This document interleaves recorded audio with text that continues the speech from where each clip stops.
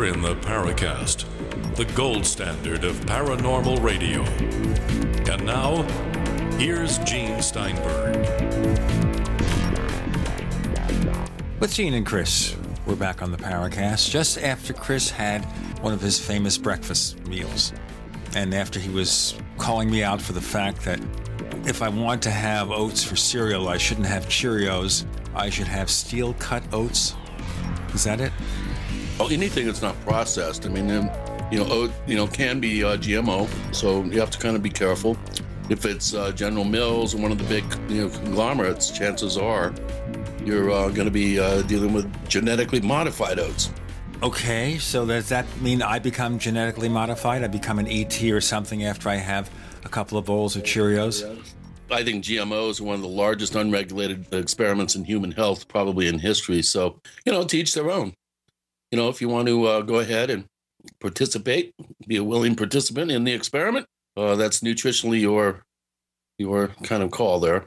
Well, okay, so at this point, between Raisin Bran and Cheerios, I've probably becoming some kind of strange alien creature, which some people who listen to the Paracast will agree about.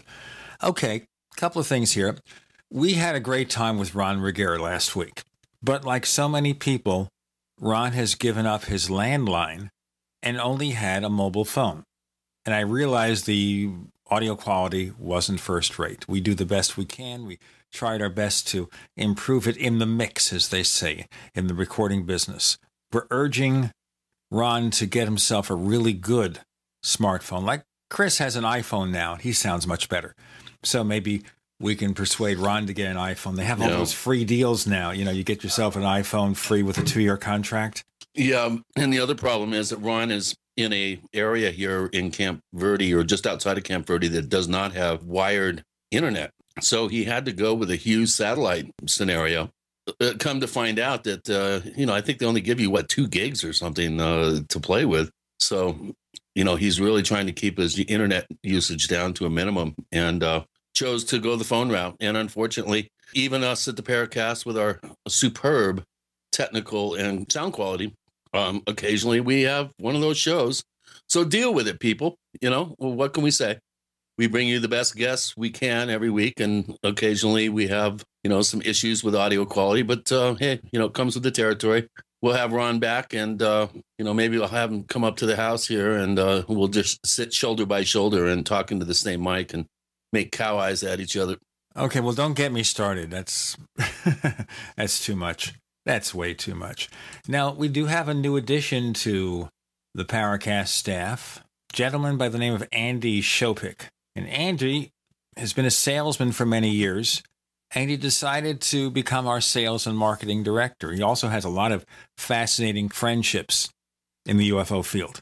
So we hope to hear some of his stories in our forums at forum.theparacast.com. Andy Shopik. So that means if any of you are interested in advertising on the shows, we'll send your info on to him, and he'll tell you what's what. That's how we stay in business. There you go. So we appreciate that. It's really hard to find good help these days. It really is. Tell everybody about the new developments going on here at the Paracast with a premium version that, don't tell anybody, but it might be ad-free. Shh. Oh, yes. We're working on that. Now, we've talked about the ad thing before. You know how commercial radio works. You got to have a lot of ads. We run the same number of ads as other shows. And, of course, the kind of ads you get are advertisers are looking for people who want to fix things. You want to fix your taxes. You want to protect yourself. In case something happens and you leave us prematurely, you want life insurance. Maybe in case disaster strikes, you need something. So these are the kind of ads that you get. Now, when we have our own ads on the show, we want you to listen to them because maybe the product or service appeals to you. And if you buy that product or service, they will renew their ads and we get paid, which is fine. Now, the network, of course, they get paid for their own ads and they make their own decisions about which advertisers to accept. If you don't like the ads, you can go the DVR route, especially if you get the podcast version of the show. You fast forward the ads if you don't want to hear them. That's okay. Of course, as Chris says, we're working on something to provide an ad-free premium version of the show, and we hope to have an answer soon with that, and maybe even a reduced ad version of the show. it's kind of complicated how it works, but we want to make the Paracast easier for you to enjoy so you can focus more on the discussions at hand. Okay? So anyway, let's get on with our business here because we've got lots of terrific guests that we are setting up for the Paracast over the next few weeks. And before we even get to those guests, let's do some self-promotion. Chris, you're going to New Jersey in November. You're going to Jersey. Going this Saturday, or I'm going yesterday. How's that? Hey, you were there already. In fact, you're in Jersey now. I'm in Jersey now. So I'm working with my screenwriting partner. We're putting the finishing touches on a 6.5-year screenwriting project that's been slowly developing over the years. Also have family in New Jersey and going to visit some college buddies upstate New York and make a trip into Manhattan. And then I'm speaking at the Great New Jersey Paranormal Group down in the Princeton area. So I'll be speaking outside of Trenton at the Hilton Hotel there on November 1st. And then it's back here to the big wilds of the Southwest. And I'll be speaking the following week on November 7th at the Travis Walton Skyfire Summit. We'll talk a little bit about that today with another speaker who's going to be featured there, Richard Dolan. I'm doing a big tour group, Gene, about 12 people around 3 states. So I have a 10-day tour that I'm going to be also involved with in between these dates. So I'm busy. I'm a busy guy. So when he does participate on the show, he's going to probably be using his iPhone and Skype to make the connection. And that actually could sound pretty good. Use a headset with your iPhone. The voice quality is going to be pretty decent. Yeah, I've got to get a headset. So you already have a headset with your iPhone, which is not bad. Oh, right. That's true. I do. You can try Just that. Put the earbuds in there. Yeah, you try the earbuds, the official Apple earbuds. If not, maybe we can call Apple up and have them send you a pair of Beats headphones, but you still need the mic. So we'll figure it out. Yeah, I've got some really good AKG headphones and Sony digital headphones. So, for my audio work. So I'm set in the headphone department. Just need a good mic. Okay, well, I'm sure we can find something. They actually do have mics, by the way, if you ever want to do quality Skype on your iPhone. They do have from Blue Mic and some other companies. They have some really good mics. So we know we will hear from Chris. He'll be clear as a bell. Am I blue? Oh, well, I don't think he's going to sing, though, because we have to pay copyright royalties to the publisher, so he can't sing. You're not allowed to do it. Am I blue? If you do that again, you have to send a check to the publisher. Yeah. I hear Tell that to ASCAP, right? BMI. Yeah, you have to do that. It's funny. Anyway, I used to know somebody who worked at BMI and by the name of Andy Anka, the younger brother of Paul Anka, speaking of BMI.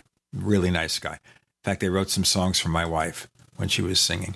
Anyway, Richard Dolan has a new book out called UFOs for the 21st Century Mind, which came out earlier this year. It's a pretty big book, over 500 pages. He covers an extraordinary amount of ground, and he's trying to make UFO research relevant to the new century, so we don't sit there saddled with the baggage of the last century and perhaps repeat the same mistakes. So we have a lot of questions to ask him about that book. He covers a lot of areas. And you listeners to the Paracast, I see that you've already posted a number of questions of Rich. So he's going to have a chance to deal with those questions, and we'll get to as many as we can during the course of the interview. But we're going to reserve them to ourselves for the beginning to, get up to date on his approach to UFOs, how things have changed, and whether there's going to be another volume in his book series about UFOs and National Security State. UFOs and National Security State. Where's volume 3? We're waiting for that. Because that's the one from 1992 and beyond. So we're going to see what happens. So let's get moving here. Richard Dolan coming with Gene and Chris. You're in the Paracast.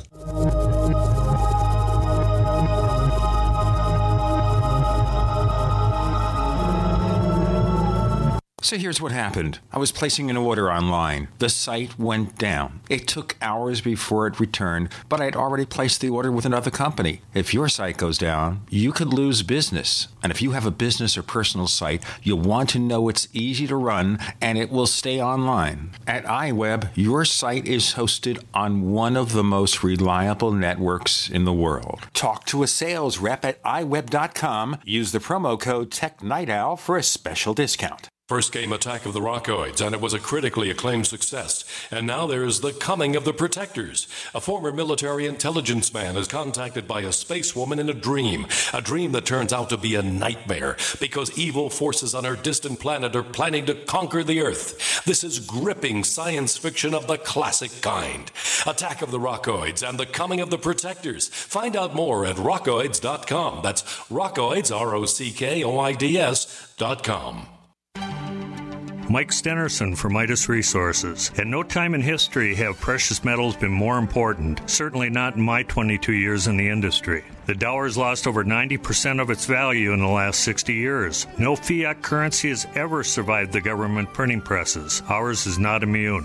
The time is now to be proactive. 1-800-686-2237, extension 116. Anything tied to the dollar is at risk. CDs, annuities, 401ks, IRAs, stocks, bonds, you name it, so decide. Do you want to leave a legacy of wealth or debt for your family? The choice is yours. Call me at 1-800-686-2237, extension 116. That's 1-800-686-2237, extension 116. Be proactive, not reactive. Call 1-800-686-2237, extension 116.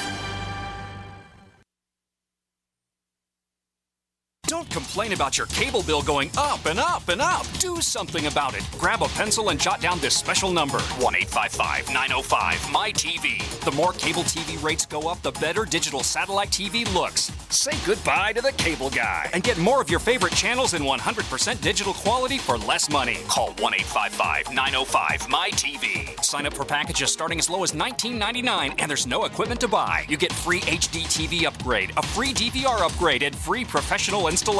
You control what you watch when you watch it. Record your favorite shows, pause and rewind live TV, even skip the commercials. Watch local channels too. At just $19.99, what are you waiting for? Pull out your major credit or debit card. Call 1-855-905-MY-TV. 1-855-905-MY-TV. Say goodbye to the cable guy. Cut costs and get more. 1-855-905-MY-TV. 1-855-905-MY-TV.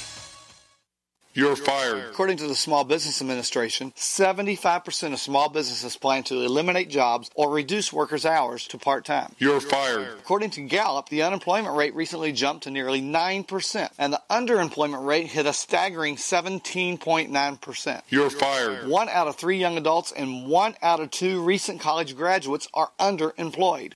Hello, I'm Keith Abel, a pharmacist and a home business entrepreneur. In 2011, I became one of those statistics myself. Instead of looking for another job in corporate America, I joined Dr. Joel Wallach, the Dead Doctors Don't Lie guy. We're creating steady incomes for ourselves and would like to show you how to do the same. If you want to supplement your current income, replace your income, so you don't have to become one of the statistics, then give me a call toll-free at 866-257-3105, 866-257-3105. You're fired. Don't wait till you hear those words. Start creating an extra income today. 866-257-3105. We'd like to hear from you. If you have a comment or question about the Paracast, send it to news@theparacast.com. That's news@theparacast.com. And don't forget to visit our famous Paracast community forums at forum.theparacast.com. With Gene and Chris, we welcome back our old friend Richard Dolan, who is here to talk about UFOs again, but this time it's his latest book, UFOs for the 21st Century Mind. But Rich, just as we got started with the show, you were telling us about your get-up, warm-up routine, preparing for this interview, and I've got to ask you to tell our listeners what you do. Well, to prepare for the interview, I'm not sure if that's the case, but I do fairly regular yoga these days. For the past year and a half, I've just gotten into it. What can I tell you? So I had another intense yoga class this morning before we started our thing. Did that. That kicked my butt. Came back home, made a very healthy vegetable juice concoction, as is my wont. Took a shower, had a cup of coffee, covered myself in patchouli, and doused myself in crystals. And here I am. Excuse me. I guess you don't douse yourself in crystals. It's probably the wrong word. Well, when my wife gets mad at me, she wants to douse me in something, but I can't discuss that on family radio. Richard, you're funny. Well, other than the patchouli and crystals, that's all true. So, I actually enjoy it. I do several types of yoga. Honestly, for the past year and a half, I just feel great. I think it's one of the best decisions I made in my life. So I'm going to keep doing that. Well, it sounds like a Sedona routine, not a Rochester routine. Well, they've got it up here too. There's a couple of good yoga studios. Listen, as the body gets older, the body goes into rebellion. It doesn't like to do the things that were so easy. So you got to push it. You have to be like a general and just beat the hell out of it and make it.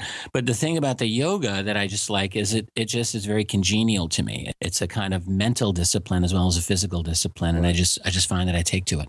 Well, I was thinking here as we talk about the body rebelling against you. And of course, I'm a few years older than Chris and more than a few years older than you. So I have to think that my body is fighting me tooth and nail right now. Yes, undoubtedly. Unless you beat it into submission. That's my philosophy. I weigh 5 pounds less than I did when I was 18. Good deal. And that was coming off a really big diet where I got down to being slim and trim before I became a weightlifter. So it's not so bad. No, weight management is probably the single most important thing we can do as we get older because it's just easy to put on the pounds and that causes so many other issues with the body. Well, my wife does very much the same thing. She weighs 98 pounds. She stands at just shy of 5 feet. Her sister also is very slim and light. In any case, before we talk about slim and light stuff, let's talk about really heavy-duty stuff here. Now, of course, we've had you on like every year or two, but we have so many new listeners to the Paracast. I just want to ask very briefly, Rich, about your goals in getting involved in UFOs. And let's punctuate this with the beginning. Did your interest begin with a sighting or some other event? No, I've been now very actively engaged in researching UFO phenomenon for just over 20 years. We're in 2014. I started at the very end of 93, early 94. Back in those days, I was, as I've often mentioned, but it's always good to restate this, I was working on a PhD in diplomatic history, national security strategy, Cold War studies at the University of Rochester. Basically, my life revolved around Harry S. Truman and national security policy circa 1950, birth of the CIA, and things like that. So in that kind of environment, you have nothing to do with flying saucers. I can assure you they don't cover that in the university setting. I was in a bookstore in one day and saw what is one of the famous UFO conspiracy books that is Above Top Secret by Timothy Good. It was the subtitle of that book that really caught my attention. It was The Worldwide UFO Cover-Up. And this book was right on a stand in a bookstore. And I thought, well, that's a very kind of in-your-face title. It's a big, fat book. I flipped through it. And anyone who's read that book, I think, understands that it's a good quality book. I saw a lot of names in that book that I recognize in my own academic study. I saw departments being discussed that were a very big part of my research. And I had this moment of what I've often called cultural schizophrenia that just hit me straight on. That is the difference between what we all know implicitly, what we are supposed to believe is the official narrative of our world. And in this case, the official narrative of our world says there are no true UFOs. But then there is what I was calling unofficial truth or unofficial reality, in which this phenomenon may have some validity to it, and there seem to be some very well plugged in, intelligent people arguing for its case. And I just thought, well, where is the truth here? I'm studying American national security strategy circa 1950. If this was a phenomenon that mattered, why is it absent from any of the academic books that I've researched, or is this just nonsense? So my initial feeling at the time was just to take a few months out of my life. I wasn't expecting to spend the rest of my life on the altar of ufology, but I thought for the next 2 or 3 months, I'll figure this out. Very naive, very arrogant. Everyone has this idea when they first go in. Yeah. They think, oh yeah, I'll get this. It and then, sounds of course, familiar. Yeah, absolutely. And then you realize you get sucked in because this is some heavy duty information and material. Long story short, after a few months, I was very persuaded there was a reality based on what was most interesting to me, which were the cache of documents revealed through the Freedom of Information Act, particularly those during the late 1970s, during the Carter years, that, individually, none of those documents will prove that UFOs are extraterrestrial. They will not prove UFOs are alien, but they do prove collectively something very important. They don't suggest, they don't hint. They prove that this is a phenomenon that was taken very seriously by high-level national security personnel. And that was enough to make me think, that's interesting. Why? And did they ever resolve this issue? And why? And how would they manage the cultural institutions so that we don't talk about it, the media, the academic world, the scientific? All of these questions came tumbling out once I realized that there was something to this, and I've never stopped.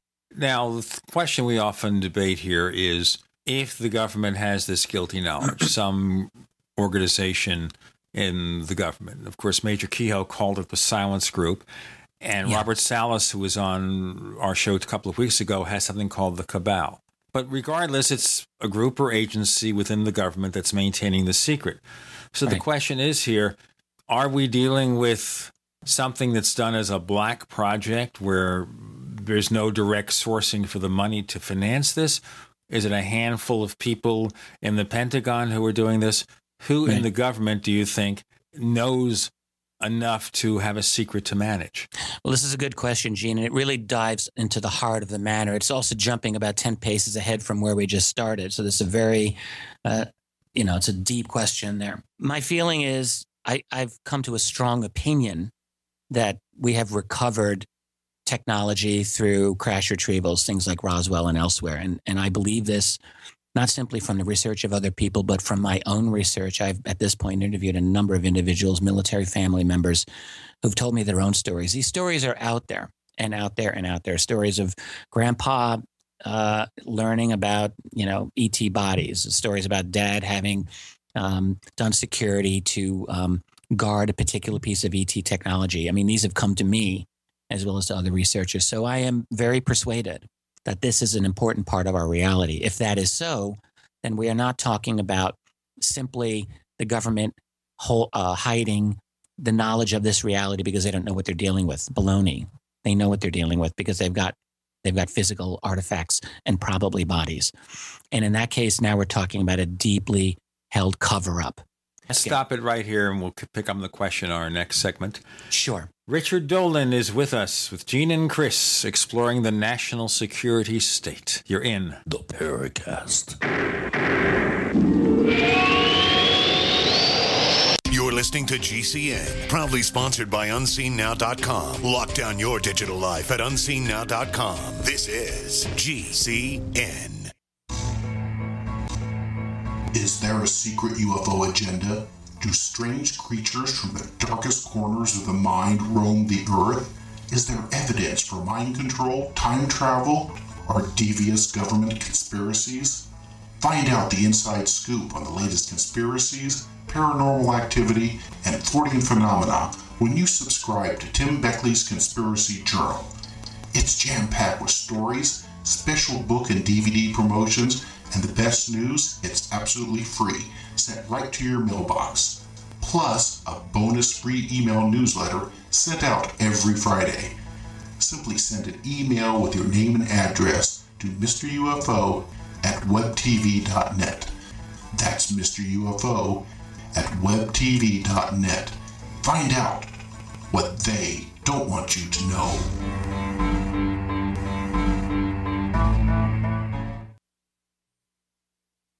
We live in a complicated society. Stressful issues are always popping up. Have you ever been treated unfairly by someone? Have you ever been overcharged for a repair? Have you ever signed a contract or a document worried about identity theft? How many times have you been in those unique situations where you just wanted to call an attorney to find out if you're right or wrong, or what your legal rights are? But every time you think about calling an attorney, what do you think about first?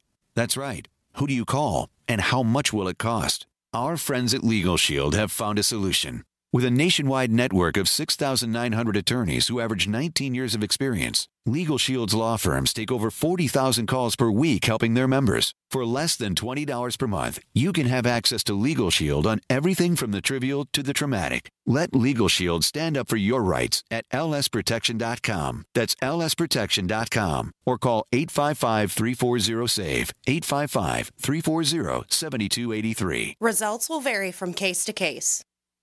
The human body is extraordinary. Despite all the stresses we inflict upon it, it still works hard to stay in balance. Thousands upon thousands of people rely upon Heart and Body Extract to help their body stay balanced. This excellent 100% natural herbal formula helps maintain healthy blood pressure levels, cleans arteries, promotes good circulation, balances cholesterol, and more. HB Extract, paired with healthy lifestyle choices like good nutrition and exercise, can give you a life free of pain, sickness, and fear. Recapture your youthful vitality and experience your body healing itself with the aid of HB Extract. It's extremely effective and it starts working in just days.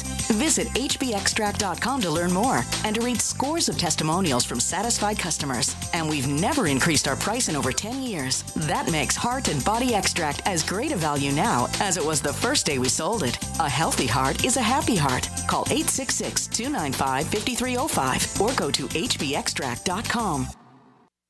If you need to say happy birthday, happy anniversary, thank you, or simply I'm thinking of you, ProFlowers.com is the key. ProFlowers has stunning bouquets, like the best-selling 100 blooms for $19.99. Plus, ProFlowers will include a glass vase for free. Sending someone a wonderful surprise of beautiful flowers sent fresh from the fields is easy. Choose the bouquet you like, pick the delivery date, and each order is 100% guaranteed. Plus, all bouquets from ProFlowers are guaranteed to last at least 7 full days. Beautiful, fragrant flowers, picked fresh and sent to your loved one for lasting enjoyment. To get this incredible savings and send someone 100 gorgeous blooms with a free vase for $19.99, go to proflowers.com, click the blue microphone in the top right corner, and enter code PLOW. That's proflowers.com. Click the mic and enter code PLOW.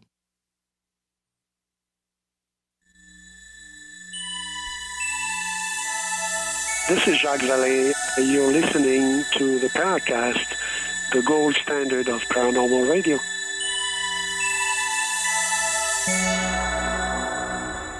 His best NSA-style voice, Chris O'Brien. Good. Rich Dolan is talking about UFOs, the issues of the national security state, what attracted him originally to get involved in the field. And as soon as you do that, all bets are off. And we're talking here about crash retrievals. And we know the Roswell story, and I wanted to talk about a couple of the other things you have in your chapter in your new book about it. But the key here is, let's just assume, in general, before we get to specifics, that 60-some-odd years ago, UFOs crash in one or more places. We get the wreckage. We take it somewhere. Maybe we find the bodies. Now, forgetting whether the quality control of alien spacecrafts maybe wasn't so good in those days. You know, maybe it was version 1.0 of a new starship.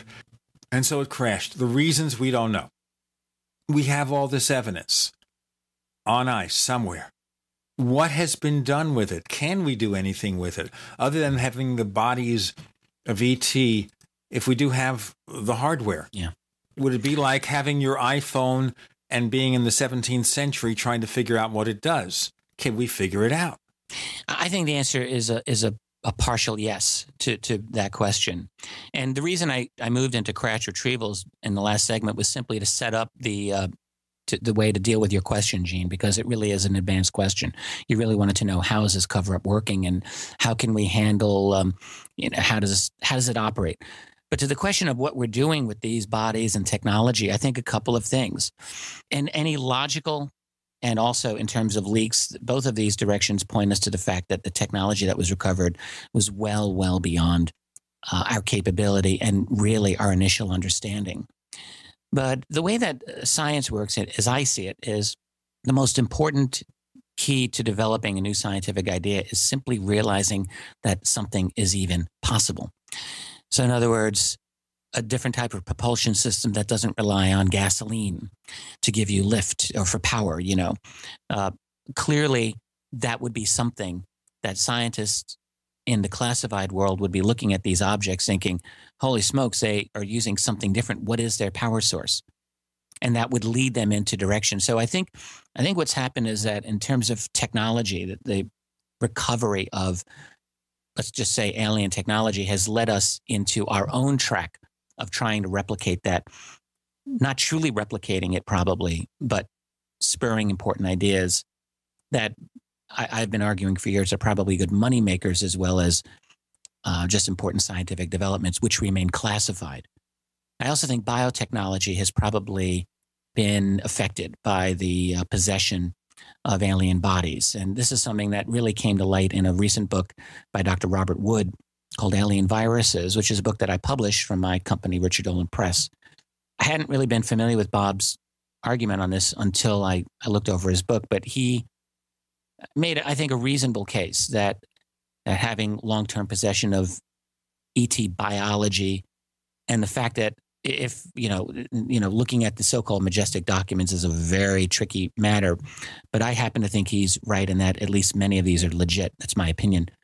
If you do that, it certainly looks like the biology of these beings is toxic or is certainly not congenial to humans. Are we going to say then that Ebola is based on an alien virus? I'm just throwing that out. I'm not saying that. I would certainly never say that. I don't know. I'm not part of that team. But what Bob has suggested, I think he's argued it very forcefully, is that at least looking through the majestic documents and also through published literature as well, he put his own pieces together, and that's his conclusion. I think that's a valid point of view at this point in time. It's all right. A possibility. Okay, so we expect, though, that... Okay, so we can assume then that E.T. growing up on another planet in another star system, it's not unusual to expect and or believe that they harbor alien viruses, just as if we go to another planet and we bring our own stuff there. Right. This is one of the big issues, I guess, to be considered with space travel. What bugs can we pick up? What bugs can we bring? Right now, we don't care about the bugs we bring because we don't believe that we're going anywhere that will impact anybody or we have no concern. But certainly, you'd think that an advanced race coming here from another star system capable of star travel, wouldn't they consider that issue, the fact that they could somehow infect us? It's a fair question. I don't really know how to answer it, Gene. There's a lot of things about this phenomenon that simply don't make a lot of sense, even no matter what way you look at it, whether they're extraterrestrial, whether they're interdimensional, whether they're black budget, whether they're fictitious, illusory phenomena. None of those are truly logical as far as we can see when you look at all of the things that happen. I mean, if they're extraterrestrial, yeah, sure. Why are they crashing so frequently, apparently? Why wouldn't they have taken precautions like that? If they're extraterrestrial, people like Ray Kurzweil have said, look, if they're extraterrestrial and that advanced, they wouldn't even need to be flying around in these clunky big ships and these big bags of water. They could just fly in nano chips the size of a grain of rice and do everything they want. I don't have answers to that. And I don't think anybody does. But the mystery about this phenomenon is that if you look at it from any other hypothesis, none of those are entirely satisfactory either. It's not totally satisfactory to look at this phenomenon as purely black budget technology. And it is not satisfactory to look at this phenomenon as purely interdimensional, angelic, demonic, whatever. And it's not satisfactory to look at it as completely something that is a product of the human mind. There are things that just don't fit in any of those hypotheses. So we have questions, not a lot of answers. All right, but we're looking at something here which is a physical phenomenon. Something crashes. Some kind of unknown aircraft crashes. Mm-hmm. There are pilots aboard that craft. Those pilots may or may not survive the crash. Right. We capture this physical craft. We take it somewhere. It's no longer theoretical. We have the reality sitting there in some unknown laboratory, maybe one or more samples of this alien technology. So at this point, we can't start speculating in the abstract about what it means. If we have this physical reality, we have the bodies, Are they possessing of some kind of alien virus or something that's toxic to us? What about radiation from the craft itself? There are a lot of direct implications here. Absolutely. So the direct question is, forgetting about everything else, here's the reality. If it's true, what is it? What are we doing with it? What can we do with it? Before we even worry about the secret, we have the reality. What can we do with this craft? Is there any evidence anywhere that any alien technology is filtered down into our reality? I think that what is being tried to do with this technology, A, is weaponize it, and B, to derive any kind of commercial applications out of it that can be profitable to those people who are in on the secret. I think those are the two things. Evidence, you're talking about insiders making leaked statements. You're talking about, what it looks like. There's no official documentation. There's no Freedom of Information Act document that's going to make this statement. There's just none. So what we have is a lot of inference. What we have is a lot of, a lot of stories that have come out that are consistent from a lot of different sources. And from those points of view, it looks to me that weaponizing and making profit out of the technology are two key things. It makes perfect sense to me that you'd weaponize it, and it makes perfect sense that you try to make money out of it. So you wonder then, do they have agreements with private industry? Yes, to absolutely. Take this, they have to. Okay, so therefore, they have to. Suddenly, doesn't it become easier to keep a secret if you funnel everything to private industry? Absolutely. Then suddenly you're not looking for a government official du jour to harbor the secret. They're basically moving it off to private industry. And a lot of the government officials, once they leave government service, will work for those very same companies where they brought the technology. More to ask in a moment. Richard Dolan, speculating about ET technology in our own hands. We also have a whole bunch of questions that you've asked through our forums at forum.theparacast.com. So check them out. Our forums, forum.theparacast.com. With Gene and Chris, you're in The Paracast. Not just an alternative to the mainstream media. We're the premier independent talk radio network. We are GCN. Attack of the Rockoids has been well received by critics and readers alike. It's a thrill-a-minute story you'll never forget. A former U.S. military intelligence officer is haunted by intense dreams about a beautiful woman pleading for his help after a terrible battle in outer space. But the dreams turn out to be true and thrust him into a telepathic love affair with a woman whose faraway planet is intent on destroying the Earth. And now the gripping tale continues in The Coming of the Protectors. It's the second book of the Rockoids trilogy, a galaxy-spanning adventure that pits our hapless heroes against powerful, fanatical enemies that threaten the lives of freedom-loving beings everywhere. Attack of the Rockoids and The Coming of the Protectors. Classic science fiction at its best, available now.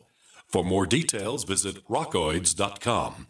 That's ROCKOIDS.com. The experts at Web.com want to build your business a successful website for free, just like we did for these current Web.com customers. We've used and looked at other website designers, but there's nobody better than Web.com. Web.com can build your website in as little as 7 days free. Plus, we'll promote it on all the major search engines like Google, Yahoo, and Bing. If after 30 days you're happy, we'll continue to provide promotion, hosting, support, and maintenance, all for one low monthly fee. If not, cancel and pay nothing. If you're in business today and you don't have a web presence, you won't be taken seriously. Call right now and you'll also get a free .com or .net domain name for your new website, powered by VeriSign, the world's leading domain name provider. Call 800-297-0154. That's 800-297-0154. No upfront charge for site build, after which ongoing fees apply. Rights to site are relinquished when canceled. Domain included during active service, after which fees apply. That's 800-297-0154. With autumn in the air, it's time to think about getting ready for winter. And it's time to save at herbalhealer.com. You'll find amazing seasonal savings to prepare you for the fight against cold and flu season. Like Oregacillin to promote lung health. 30 capsules, regularly $34.95, now only $25. HHA olive leaf, the natural antiviral, normally $16.95, now 60 capsules are just $12. HHA elderberry power, a great flu and virus fighter, regularly $16.95, 60 capsules now $10. Save on all our homeopathic detoxes. Choose from lungs, kidney, liver, brain, libido, or whole body, normally $26.95, now just $20. Visit herbalhealer.com and click on the Fall Winter Specials button to save on all our natural cold and flu fighting products. Also explore our Herbal Healer Academy correspondence courses that teach you how to handle your health naturally. herbalhealer.com, healing the world with nature, one person at a time, since 1988.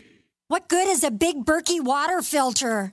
We get that question a lot here at BigBerkeyWaterFilters.com. And in a word, the answer is protection. Protection from water main breaks, E. coli contamination, environmental chemical spills, pesticide runoff, chlorine taste and smell, and all forms of fluoride. Plus, Big Berkey water filters are the original gravity water filter system and most trusted on the market for a reason.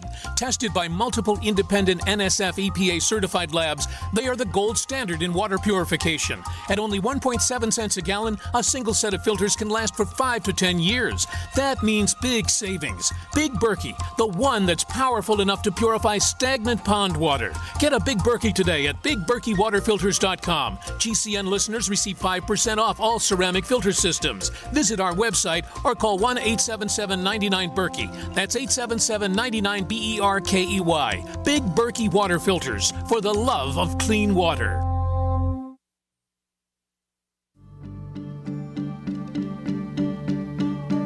Hi, this is nuclear physicist lecturer Stanton Friedman. You are listening to the Paracast, the gold standard of paranormal radio.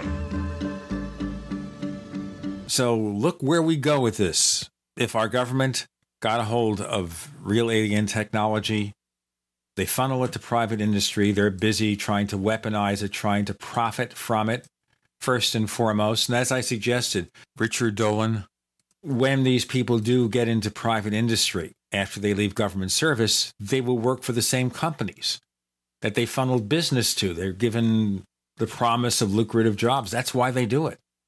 Most definitely. This is what it's all about. It's a revolving door. And, you know, the few studies that have been done publicly on what we call special access programs, that is the primordial black budget programs, all of them point to the conclusion that these programs are dominated not by the military DoD personnel, but rather by private contractors. It's Lockheed, Raytheon, Boeing, General Dynamics, General Electric, those guys. They have, it appears, at least in the opinion of those people having done the analysis, more power than the official Defense Department people. And that makes perfect sense. You know, if you're a general involved in this secret, you're going to make your money when you retire and you get hired as a senior VP at one of those companies, and you start making your money, you make good money. So it's all a nice little club. And in terms of secrecy, it's much more effective for the secret to be proprietary rather than classified, because it's impervious to any kind of government inquiry. And this is how the U.S. government's always been. It's not just UFOs. It's been like this for over 100 years. Honestly, since the bullet that went through Lincoln's head, the U.S. government's been dominated by private industry and finance and banking. And all through the 20th century, you look all through the Second World War, you look at groups like the Council on Foreign Relations, which, what is that? That's a group of industry and finance that was founded in the late teens, early 20s to help guide U.S. national security policy, foreign policy. It's all about making money. And they've been dominant in policy making ever since. And there are all sorts of other groups like this. U.S. government is dominated by private financial interests. Basically, in our lifetimes, it always has been. So with the UFO secret, this is simply no different. It's business as usual. This is an important secret that has to be kept. And if you don't like it, get used to it. Sad but true. I wonder here in passing here whether we can have the ultimate conspiracy theory that we were brought into the Iraq War originally for financial interests, not because they were really weapons of mass destruction. Even the current threat from this ISIS or ISIL organization, they're using the weapons that we left there. Well, don't get me started on this. I mean, we could talk about this for hours because this is one of my little pet issues. Yes, of course, both of the Gulf Wars, the one in 1990-91, that was the U.S. basically George Bush completely playing Saddam like a tool, like an instrument. And then in the second war in 2003, ditto, completely having to do with expropriating $30 trillion worth of oil under the ground in Iraq, which they did. And now with, when you destroy a nation's infrastructure like the U.S. did with Iraq all during the 21st century. Polluted with DU.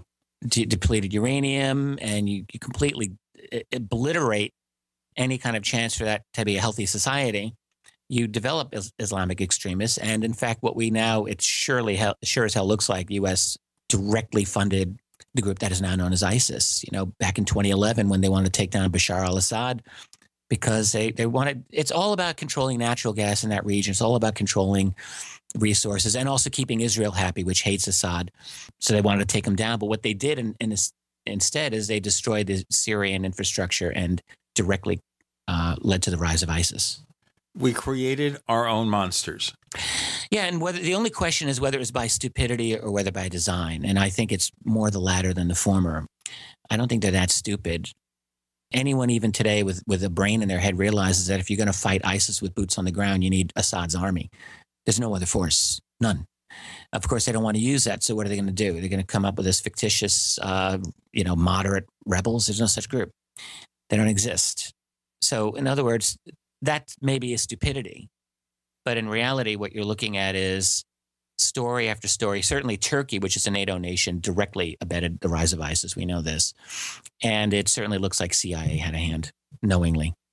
It's a military-industrial profit center. I mean, it's a huge profit. Now, that's another big question, too, here. Do we think that some of the UFO-related events are also part of this military-industrial thing? We use UFOs to divert attention from what's really going on. It's a smokescreen. I think I've argued for several years that there is this thing called a breakaway civilization. The more I look into it, the more I believe that I'm right. And so I think that we have developed, I say this loosely, humanity has developed in black budget world some highly, highly unbelievably advanced technologies that are not part of the normal military arsenal. So beyond the F-22 Raptor, beyond any of these other things that we read about, I think that there are big black deltas known as the flying triangles. I think that they work on some kind of principle of magnetism, electromagnetism. And so, yes, I mean, there would be a motivation for those guys to use the UFO phenomenon as a smokescreen for what they're doing, without a doubt. I don't know if now, 20 years ago, almost in 1997, it was a CIA NRO historian named Gerald K. Haynes who wrote an article which got some play. This is during the 50th anniversary of Roswell. And he made the argument that, all those UFO sightings of the 1950s, and we pretended there weren't any. It was actually us flying the U-2 and the SR-71 and, the A-12 ox cart, rather. That was a big load of BS. But, when you look at that argument specifically, it's beyond weak. It has no validity. So there may be a few airline pilot sightings that spotted something way above them, traffic that they couldn't identify that was not officially there. But to just use that as a blanket explanation is just ludicrous. Right, and which is what CIA tried to do, back in the 90s. But I think certainly in theory it would be in their occasional interest to hide behind an actual UFO sighting. I'm not really aware of any of these agencies seemingly doing that, though. I don't know of examples in which they actually seem to have done that, but it would make sense. Of course, we can go back to World War II and the ghost rockets, and James Carrion has this book out called The Rosetta Deception.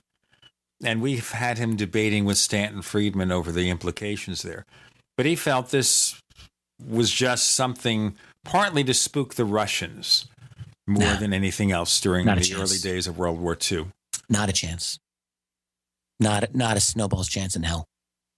Because all you have to do is... He makes a pretty compelling argument in terms of some of the key players in deception programs that happen to be at the right place at the right time. I mean, there is a little bit of evidence to suggest that maybe some of these events could have been manufactured. So I wouldn't throw that baby out. All right. Let me not say not a snowball's chance in hell. Not a snowball's chance in hell. There's some pretty interesting, compelling documentation that does suggest that we did have some very key. I haven't read the book. I admit I'm arguing out of ignorance here of what Carrion has said explicitly. However, I've read many U.S. State Department cables of that event. I've read as much as I could read about it. Well, everything has indicated to me. Separate reports of the ghost rockets, including some down in the Mediterranean. Which you have a declassified Swedish report from 40 plus years later, in which, in their incredibly roundabout bureaucratic manner, basically said that it is the conclusion of many of our high-level personnel that this is technology that does not originate from this civilization, or words to that effect. So that was classified for over 40 years. I don't know if Carrion deals with that, but no, I just don't. I don't buy it. It's particularly when you're talking about the quantity, and it wasn't simply Norway and Sweden. No, we're talking ghost rocket phenomenon went throughout Europe. It was throughout Europe.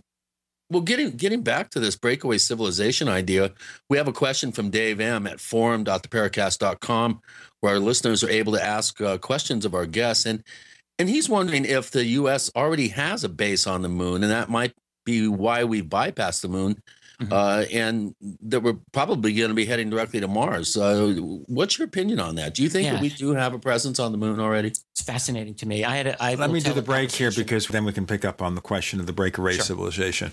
More about breakaway civilizations and the implications thereof in a moment. But first, I want to tell our listeners that we have a free book to give away, Secrets of the Mysterious Valley from Chris O'Brien. Here's how you get a copy. You go to theparacast.com, theparacast.com. Right there, front and center, is a sign-up form for our weekly newsletter. Just send us your email address. You get the free newsletter, not a lot of junk mail, just the newsletter, and we'll send you a copy of Chris O'Brien's Secrets of the Mysterious Valley. As you see here, the discussion we're beginning with Richard Dolan will not finish today. The book is UFOs for the 21st Century Mind, and we're getting into the question of breakaway civilizations, an alternate, more advanced space program, and more with Gene and Chris. You're in the Paracast.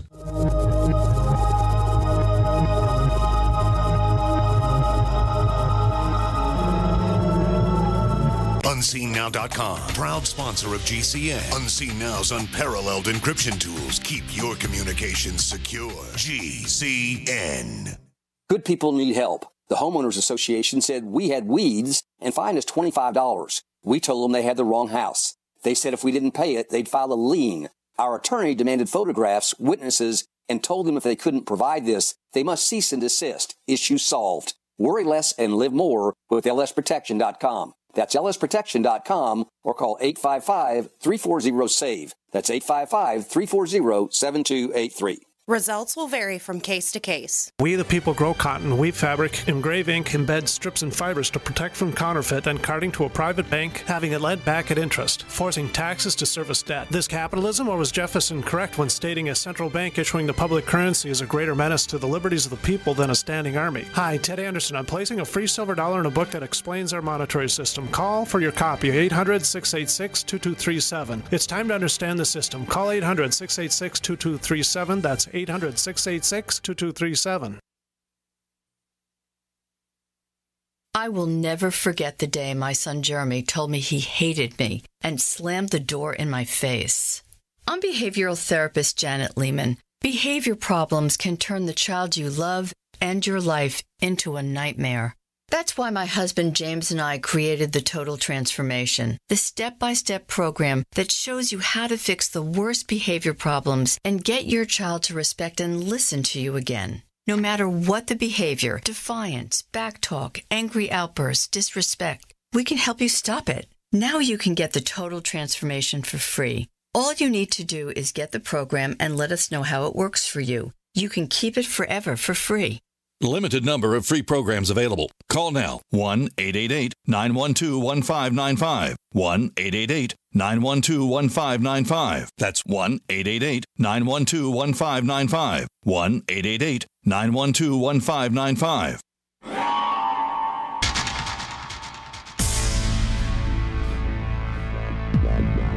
Welcome back to the Paracast, the gold standard of paranormal radio. And now, here's Gene Steinberg.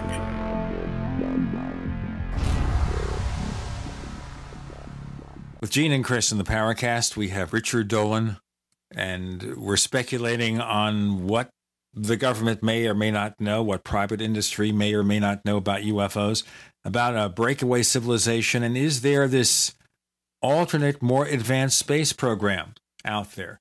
You know, in theory, we kind of let things die after we went to the moon. We never had that intense effort anymore. Is it possible that on the QT we colonize the moon and more? Yeah, I'll tell you a couple of thoughts that I have on this. One is something that I've repeated now a number of times in some other interviews. It's a conversation I had, about a decade ago with Russell Targ, who, along with Hal Puthoff, created the remote viewing program at Stanford Research Institute, initiated by the CIA back in the day. And Russell, on one occasion, said to me, this is a nearly verbatim conversation. He said, Richard, back in the early 1980s, one of my tasks was to train remote viewers at Fort Meade, Maryland, whose job was to remote view the far side of the moon. There was a bit of a pause, and I said, well, why would they do that, Russell? And he said, why do you think? Another pause, and I said, well, were they looking for ET on the moon? He said, yes. He actually didn't say maybe, he didn't say no, he said yes. They were going to look for ET on the moon. I said, well, did they find ET on the far side of the moon? He said, that wasn't part of my job. And he didn't tell me. And I think he said something like, I wasn't informed of it, or I can't tell you if I knew, or something like that. And I believe him. I believe that he was telling me the truth about this. That's step one. That means in the early 80s, we had, in the military, reason to believe that there were beings on the far side of the moon. That's pretty interesting to me. Now you have a number of other allegations that have come out over the years about individuals back in the 1960s and 70s seeing images of structures on the far side of the moon. A woman named Donna Hare speaking to NASA personnel and astronauts who she said told her directly about such structures. There's a lot of these types of stories that have come out over the years, quite a few. You've got the Apollo stories. I happen to credit the one that was told by Timothy Good, relating to a very close friend of his, who said she overheard a conversation with Neil Armstrong at a party where Armstrong was asked by this PhD, what really happened on the moon? You know, the kind of question we would all like to ask. And Armstrong supposedly said, according to this woman who overheard, yes, there are structures, there are menacing craft, things of this particular sort. You have Buzz Aldrin making a couple of really loose cannon tape statements over the course of his career. On one occasion saying that we were followed on the way to the moon, then backtracking, saying, oh no, it was something we ejected. Didn't sound very convincing. And he's made other statements. I think when you look at this entire scenario, that there's a very strong case that there's something on the backside of the moon. And furthermore, I'm not, right now currently working a source, retired NASA, high-level, prominent man, who he explicitly made the statement that every single NASA mission that was from Mercury right up till today has been monitored by what we would call UFOs. So that there's something important going on here. There's an enormous part of our reality that's basically being hidden from us. And if you've got breakaway civilization technology, which I can explain what I mean by that, but I think that means we have the ability to go off-world. I think that means that we have capabilities covertly that are vastly beyond what our official civilization has. And this is not illogical, frankly. Not illogical at all. All right, let's look at this and the implications. So here, wouldn't it be better from a public relations standpoint to show our space program to be more developed than it is? Not if the implications are so revolutionary for your society that it turns the whole structure of power upside down. Because if you tell the world, oh yeah, we've got these black triangles that can go off planet, well, you can't be a little bit pregnant, and you can't a little bit disclose the reality of this. You just can't do it. If you're going to talk about it, you have to go all the way in, and that's just too dramatic. This is why The Secret started when it did back in the 1940s, when the implications became obvious. Because a 10-year-old child seeing a black triangle or any object that instantly accelerates is going to realize that they're not using gasoline to move around. They're going to understand this. In other words, implicit within the answer to the UFO propulsion mystery is a post-petroleum future. Now, could be a great thing for humanity, but that's really not a good thing for those people who are running the global structure of power right now. In our pockets for $3+ a gallon. That's right, and an entire financial global infrastructure that is reliant on the petrodollar, by the way, which is why the U.S. is at war with Russia right now. So that whole petroleum paradigm, from their point of view, there's no way they ever want to take that down. And, back in 1950, by the way, to them, it seemed like there was enough oil to last forever anyway. By 1950 levels of consumption, actually, it would have been no problem. We're at a point now where we're sucking it down in a way that's vastly, vastly more intense than what was happening 60 years ago. So if you tell the world that you've got this advanced space program, there's going to be a lot of questions. And think about this.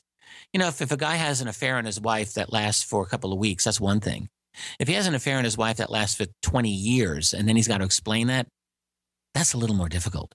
If you've got this secret of this advanced technology all these years with classified patents that have held the future of the rest of humanity hostage, which is the case, and then suddenly you say, oh, well, yeah, we've got this off-world capability, do you not think that there are going to be a lot of angry people on this planet?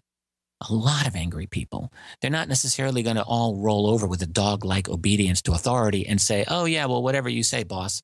There will be people who will want to have lawsuits. There will be people who will want to do worse than that over having been lied to for years and years and having their future held basically in neutral while the rest of this secret world goes far ahead. All right. Just looking at this is incredibly fascinating. And you're telling me here that the evidence you see is from what, a whistleblower here and there who comes to you with this information? These information, well, it's information that I'll get through other researchers, but information that does come to me through people whose acquaintance I make, who I interview and tell me about their families.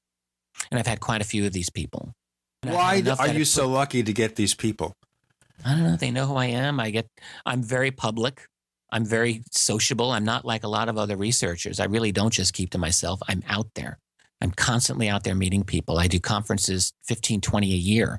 I have a Facebook page. I've got thousands of people who follow me, and I'm active and I talk to them. I mean, I'm pressing myself into a great number of people all the time. And I'm visible. I'm well known as a researcher in this field. So people will eventually speak to me. When I get a story from someone, I always have to ask myself, are they playing a game here with me? But I feel like I've gotten to know many of these people fairly well, and I don't think that's the case in most of these instances. You don't think there are people out there who don't want you to know the secret, whatever it might be, who are not trying to use disinformation to fool you, to send you stuff that maybe is fake? I believe I've had that happen to me, for sure. For sure.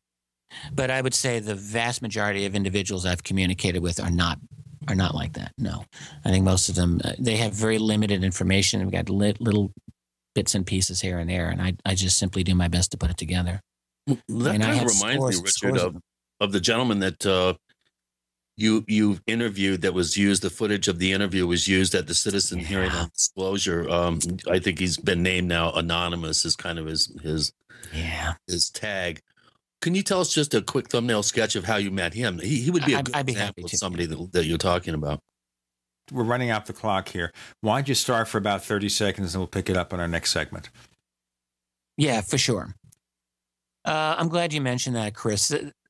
I like that man. I'm still troubled by the interview. The whole way it came about was not through any initiative of my own. I was actually asked explicitly by my friend Stephen Bassett, who knew about this.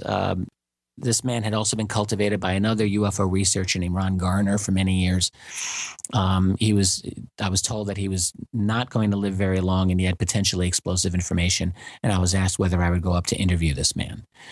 And so with a lot of hesitation, I eventually agreed to do it. Let's talk about that interview, that meeting in a moment with Richard Dolan and Gene and Chris. You're in the Paracast. First came Attack of the Rockoids, and it was a critically acclaimed success. And now there's The Coming of the Protectors. A former military intelligence man is contacted by a space woman in a dream that turns out to be a nightmare because evil forces on her distant planet are planning to conquer the Earth. This is gripping science fiction of the classic kind. Attack of the Rockoids and The Coming of the Protectors. Find out more at rockoids.com. That's Rockoids, ROCKOIDS.com.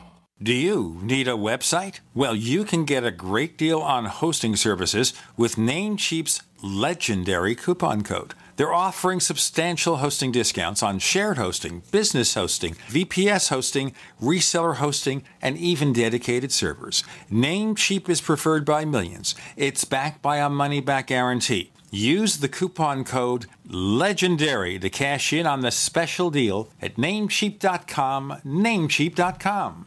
Quantitative easing, unemployment at depression levels, Europe financial system falling apart, China getting out of U.S. treasuries. At the end of 2008, the time of TARP, the national debt was at $11 trillion, gold trading around $850 per ounce. Close to 2012, the national debt exceeded $16.4 trillion, gold doubled to $1,600 per ounce. The $20 trillion threshold for the national debt is inevitable. Politicians in Washington have a ferocious appetite for spending and stimulus. What's worse, a printing press to finance. 100 years ago, we had a gold standard to limit this madness, but now you have to adopt your own gold standard. Don't be fooled with paper promises. Get Midas Resources 10 Reasons to Buy Gold free by calling 800-686-2237. Understanding the gold and silver market may be the only insurance you could have to avoiding the next economic crisis. Call 1-800-686-2237 and order your free copy. Again, that's 800-686-2237. On Facebook, on the news, and in conversations with friends, we're bombarded every day with advice on how to be healthier, from gluten-free and non-GMO diets to how much exercise and sleep the body needs. But how much have you heard about alkalizing the body? AlkaVision Plasma pH drops are a holistic and natural way to get your body's pH levels back in balance. Just a few drops in water will help your body rid itself of harmful waste. And even the healthiest of diets can be complemented with your daily use of AlkaVision Plasma pH drops. Who isn't looking for more vibrance, vigor, and energy? Now buy 2 bottles of AlkaVision Plasma pH drops and get $10 off your order. Visit alkavision.com or call 800-518-7615. AlkaVision Plasma pH drops are packed with a powerful combination of the most alkaline minerals and compounds. Open the door to greater health, vitality, and zest for life. Alkalize your body. Supercharge your health. Call 800-518-7615 or head to alkavision.com.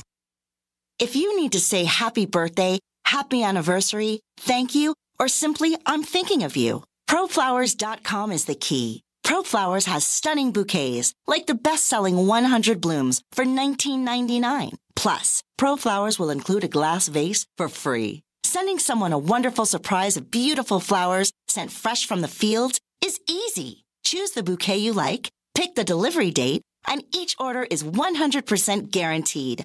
Plus, all bouquets from ProFlowers are guaranteed to last at least 7 full days. Beautiful, fragrant flowers, picked fresh and sent to your loved one for lasting enjoyment. To get this incredible savings and send someone 100 gorgeous blooms with a free vase for $19.99, go to ProFlowers.com, click the blue microphone in the top right corner, and enter code PLOW. That's ProFlowers.com. Click the mic and enter code PLOW. We'd like to hear from you. If you have a comment or question about the Paracast, send it to news@theparacast.com. That's news@theparacast.com. And don't forget to visit our famous Paracast community forums at forum.theparacast.com. Richard Dolan joining us with Gene and Chris in the Paracast. And he's telling us about visiting someone with a lot of fascinating and guilty knowledge to offer. Yes, so this was a gentleman who, I was told was very, very ill. Would I meet with him to do an interview? And I eventually agreed to do it. Prior to meeting this man, I will just say he lives in northern Minnesota, really remote. I was given a lot of information about him, including his military papers, his DD-214, and a number of other things. I met his son-in-law while I was there, who really is a good guy. I think a stand-up guy who knows his father-in-law's story very well. So I sat down to interview this man in a tiny little motel room in the middle of nowhere. And it's on YouTube. When I did this interview, I can just say I had no idea that it was going to be put out there so quickly on YouTube. For me, it was an exploratory type of interview. The problem that I have with this man, and I'll describe the story in a minute, is simply that to this day I have not been able to vet one way or the other what he says is true or not. I've had people write to me saying that he's full of it. Other people who say no, I think he may be legit for a couple of reasons. A lot of people are very skeptical of him. Fundamentally, the interview was him talking about while in the Army Signal Intelligence in the late 50s, he was recruited by a gentleman who was CIA. So he did double duty working for the CIA in the late 50s, accepting UFO reports from Europe. That was his initial job.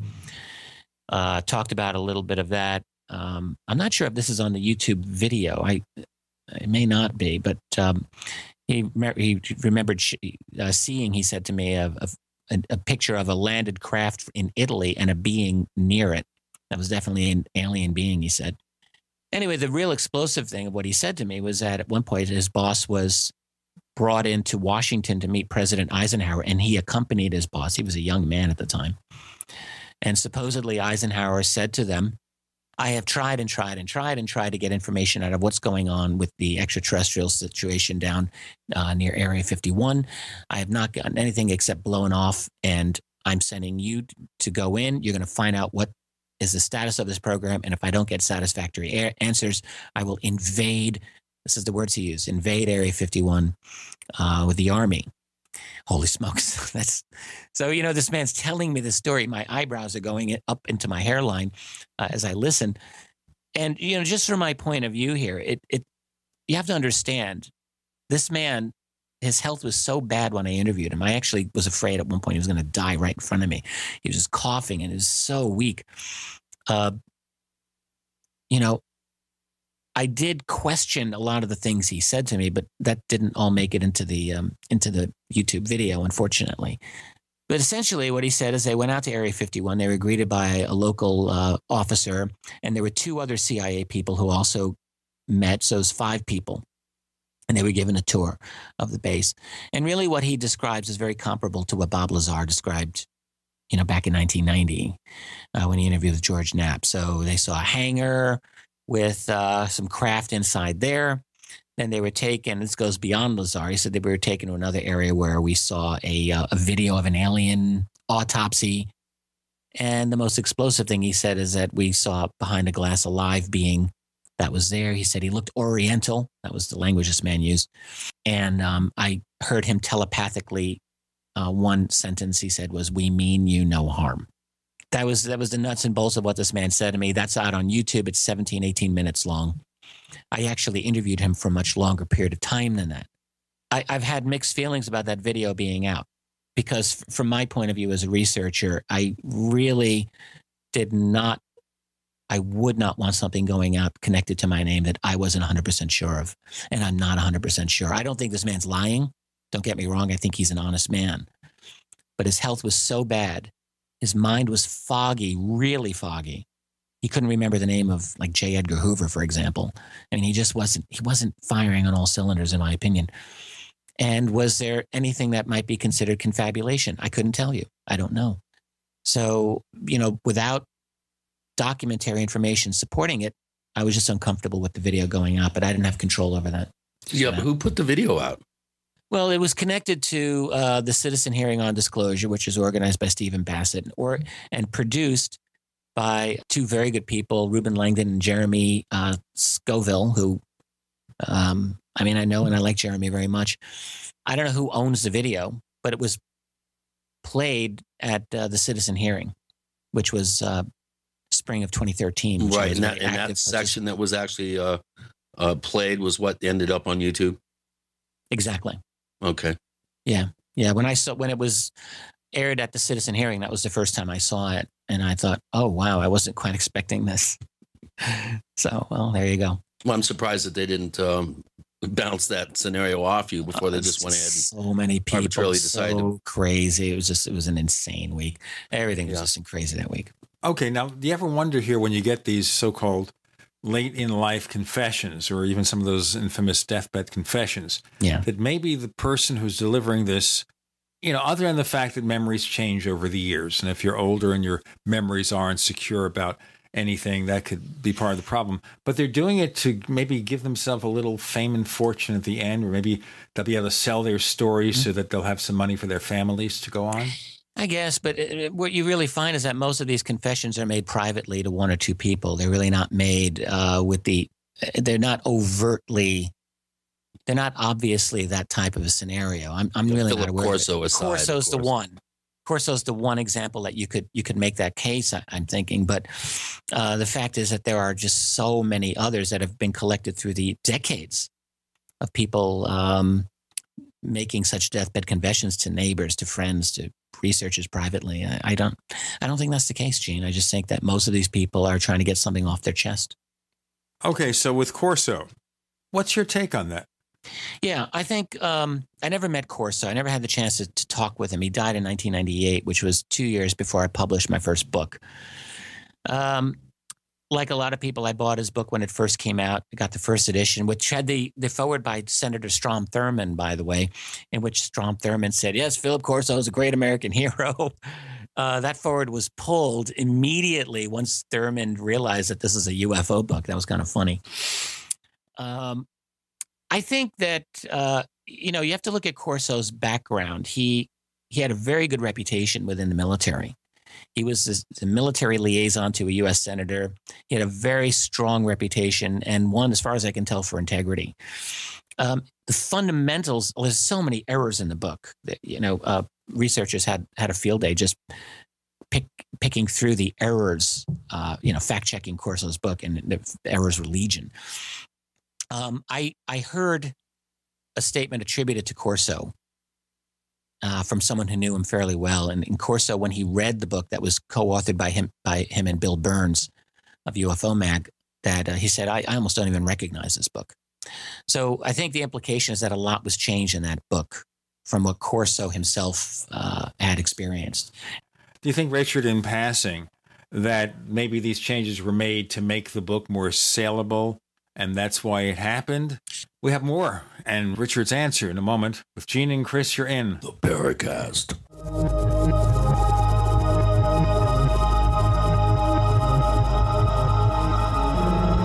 GCN, proudly sponsored by UnseenNow.com. Find out how to stop Big Brother in his tracks at UnseenNow.com. This is GCN.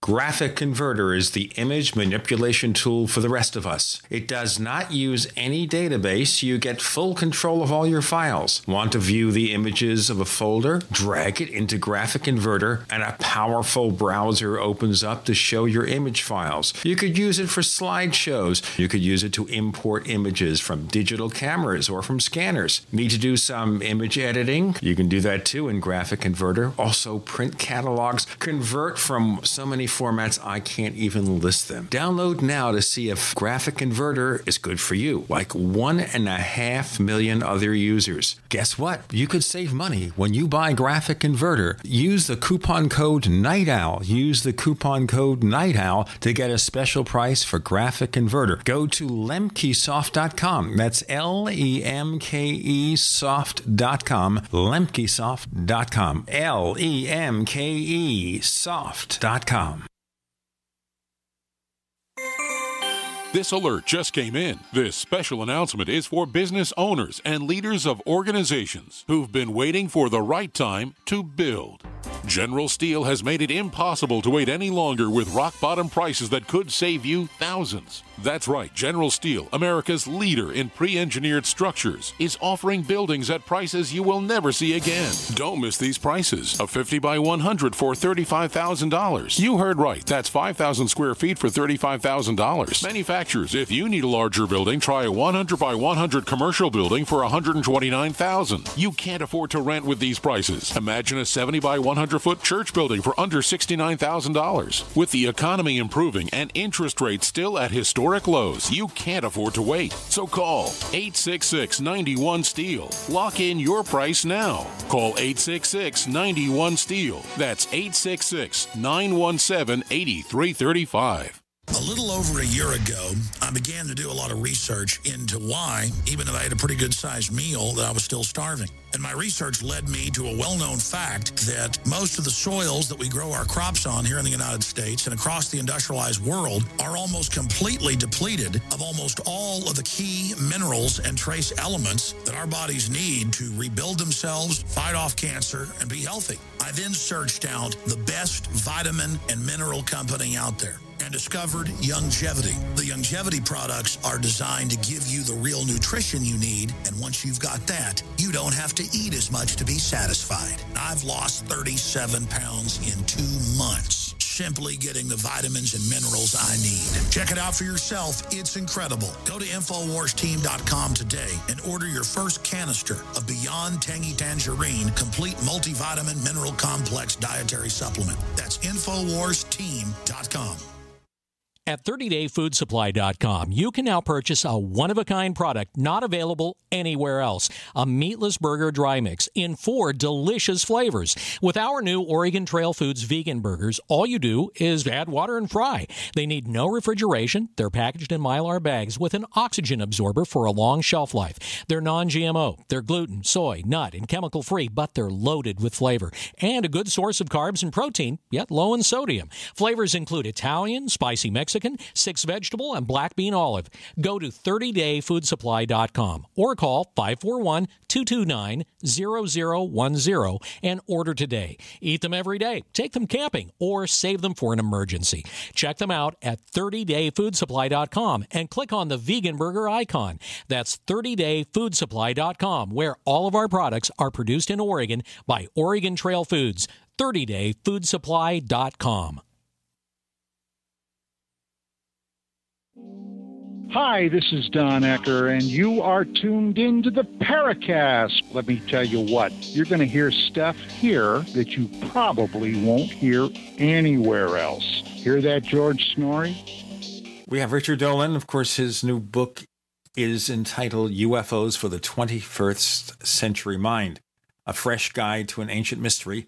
And we're going to get more hot and heavy into that in a moment, but we've got so many subjects on the table, we'll never finish all of them. So let's just ask about Philip Corso. Yeah. A Day After Roswell, co-authored with Bill Burns. And Corso didn't recognize that book. Do I assume then that it was enhanced, fictionalized, whatever, to sell more books? Is that what happened? Yes, absolutely. I chatted with Bill Burns about this on one occasion, face-to-face, after he and we'd had words, not directly, but in different programs. In fact, it might have been on your program that Bill might have said this. I can't remember where he was, but I had stated this years ago that I thought the book was essentially, the book made Corso's testimony useless for all time because there's so many mistakes in it that he was forever discredited. And Bill, he said to me, look, you got to understand, this was for a major publishing contract. It had to be out for the 50th anniversary of Roswell. We were under deadlines. And it is true, Corso's initial manuscript was just almost unreadable. It might have been useful for specific researchers to go through it, but it would not have been readable as a book. So it was Burns' job, he's a writer, to go through that and to make it into a readable book. As a publisher and editor myself, I realize how difficult that is. You can get some pretty bad manuscripts. And in his case, undoubtedly he rushed. In his case, undoubtedly there were mistakes that got into the book. And, just for our listeners and the readers of the original book, Day After Roswell, Open Minds has made that original manuscript available, by the way. Yeah, very, very good point, Chris. Excellent. So anyway, I think that with the book that came out, it was it just, people had a field day on Corso. I think that there's probably something to it. I don't believe that Corso, that his was the only group that segued acquired technology out to industry. I think his was probably just one group of several. Because he's doing this in 1960. It's kind of late in the day. All right, let's go back to a subject we hit before, which is the crash retrievals, because you have a chapter in your book about this. And that is, if we have this hardware on ice And we're dealing with several generations of employees who work at these companies and have access to this material. Why hasn't more come forth about the actual study of the hardware? It's not, well, what people saw or remember what their relatives saw over at Roswell, and I have quibbles about Aztec we'll get into in a moment. But what about direct information on what we recovered? Well, actually, there was some very, very detailed testimony. A lot of people love to dismiss this, but I'm not so quick to dismiss it, that Linda Moulton Howe has talked about, the so-called Isaac testimony, which has to do with Silicon Valley, early 1980s, and deep-level, deeply classified program to study what appeared to be alien technology. And there was actually a very explicit amount of testimony. The fact that it's out and people don't want to accept it, that's one thing. I actually don't think that's as I don't think that's fake. A lot of people did. One of your former co-hosts, Gene, tried to say that the images that were put out during that whole thing were CGI. I'm not really persuaded of that either, but certainly the testimony, there has been some that has come out detailing the nature of the kind of scientific work. And the other source is what Bob Wood has talked about for years and years, Dr. Robert Wood, the Majestic documents, which if you were to print them all out, it would be almost 2 inches thick. It's a lot of these. It's not just 7-8 pages of Majestic 12 documents. This is a large number of documents that are not from photographic negatives either. They're actual paper that's been date tested and so on, that actually do put a story together of the attempts to study and attempt to replicate some of this technology. Since you raised that point, MJ-12 is an ongoing controversy. Stanton Friedman accepts the reality, but there have been recent public discussions, for example, involving Robert Hastings, author of UFOs and Nukes, where he doesn't believe it for a moment. Well, he said this for 25 years. That's right. He's sung the same tune for that. That's right. And Kevin Randall has been singing the same tune also in harmony. Right. So what is your take of that? Do you think that it's too obvious, MJ-12? Or maybe there are other documents that are authentic and MJ-12 was part of the disinformation? No, I think when you're talking about classified documents, you're not talking, a classified document is not an infallible document. It's just a document that's classified. And it could be documents in the classified world that go through different stages of editorial review. I mean, there's all kinds of possibilities here. I don't agree with Randall or Hastings on this matter. I think they've been wrong, and I think they've been wrong-headed for years. I think Stanton is more right than wrong on the matter. I think that, I was terrified for years of those initial Majestic documents. I'm not talking about the initial MJ-12. I'm talking about the ones that came from the attic of Tim Cooper, who himself was well connected with the U.S. defense establishment through his father, and that had been analyzed and analyzed and analyzed again and again by Ryan and Bob Wood, that I think overall show a high degree of credibility. And again, if you stack those documents up, it's 1.5 inches, almost 2 inches high. There's a lot of them. If you read through them chronologically, you're going to be very hard pressed. If you want to see them as a hoax, you have to ask yourself, who is hoaxing this? It's not one guy with an IQ of 250 out of someone's basement, because that's the IQ you'd have to hoax all of those by yourself. So it's not just Richard Doty in his basement? Of course not. Not even close. Not a chance. The sophistication, the complexity, the span of information. I mean, if this is a hoax, you're talking about a large team of PhDs to hoax it, with real expertise in document creation, with real expertise in any number of scientific fields and historical realities. So if that's the case, if they are a hoax, that in itself, it seems to me, almost attests to the reality of UFOs, because you have to ask yourself, who are they hoaxing this for? Guys like me? Researchers like Stanton Friedman? Really? We're that important that you would create an entire expensive team of PhDs to make this an unbelievable cache of documents? Well, why would you do that? Or would it be for the Russians? Well, if it's for the Russians, to what end? You can't, disinformation is not the same as lies. Because if it was all lies, that would be the easiest thing to dismiss. So disinformation has to have truth in there for it to be credible. So if you're going to have disinformation for the Russians, then it has to be something like if you're going to have UFO-oriented information that's disinfo for the Russians, then implicitly you're recognizing that the Russians believe in UFOs, because otherwise it wouldn't be credible as disinfo. So in other words, however you look at these majestic documents, this is why I have a hard time with people like Hastings and Randall, because it's like you have the subtlety of a 10-year-old. They see the world in black and white. The world is not that simple. The world is not like a 10-year-old child sees it, where it's just like either one thing or another. There are shades of gray throughout our lives and our reality. If this is disinformation, it's important. And it's still, in other words, it's still worthy of our attention. And there's still something very significant about these documents. For Hastings to say, as he's done since the late 1980s, oh, yeah, Bill Moore passed himself off as an intelligence officer, and Bill Moore seems to be lying about this, and Bill Moore made this crazy confession back in 1989. Throw the whole thing out. To me, that's silly. To me, that's a lack of subtlety. It's a lack of sophistication. Let's look more into this and the implications, but I want to go back to one thing about crash retrievals. Now, with Roswell, we have lots of firsthand remembrances of things that happened. We can argue about the cause. We can say, okay, it was a spaceship, it was a test aircraft or something. Maybe it was the Mogul balloons. And there are various reasons to say one or the other is correct. So that's a point. Mogul? Really? Well, we're arguing the cause of a real event that we know something happened. Okay. And then we can talk about the different causes and the value of each cause. We'll go for that. With Aztec, there may be another problem, which I'll get into in a moment. We have Richard Dolan. This book that he has out is called UFOs for the 21st Century Mind. And we'll get into a little bit in our next segment about the goals, what he's trying to accomplish with it, because we're talking about the contents very much now. With Gene and Chris, you're in the Paracast. Free from the shackles of corporate America, we're the place for independent thinkers. GCN.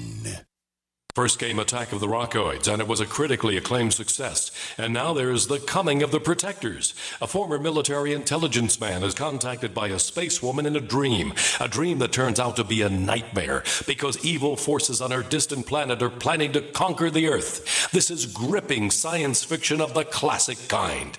Attack of the Rockoids and The Coming of the Protectors. Find out more at rockoids.com. That's Rockoids, ROCKOIDS.com.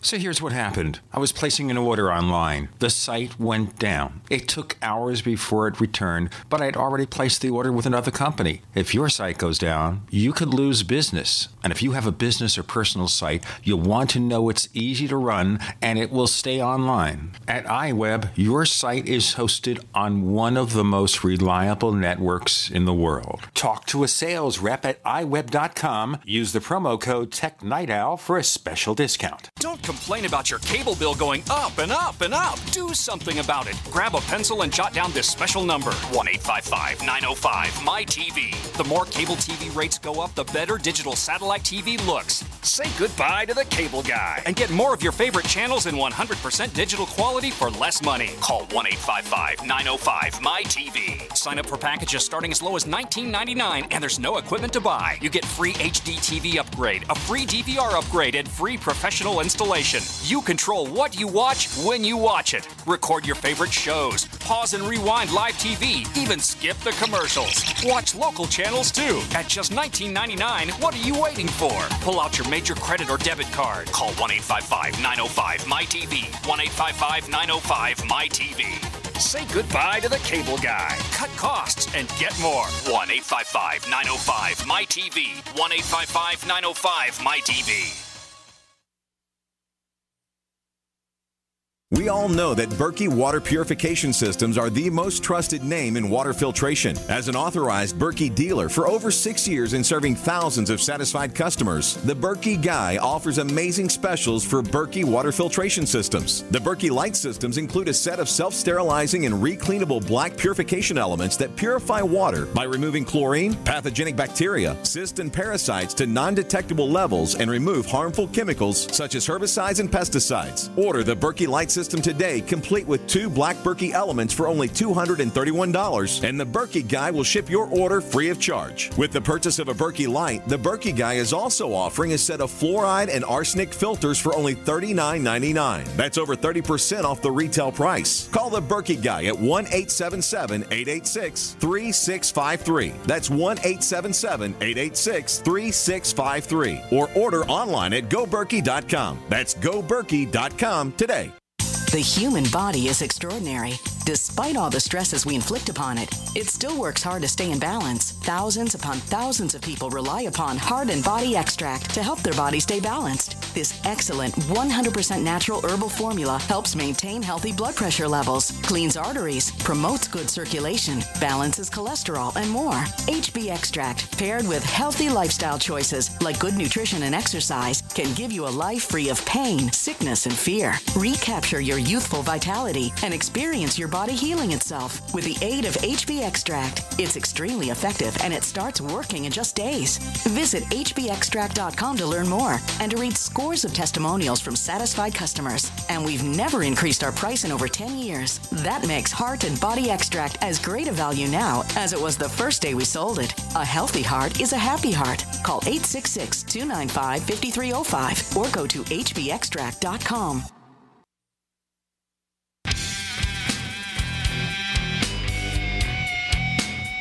This is Kurt Sotheby, author of UFO Mysteries, and you're listening to the Paracast. Aztec, New Mexico, 1948. Possible crash of a spaceship.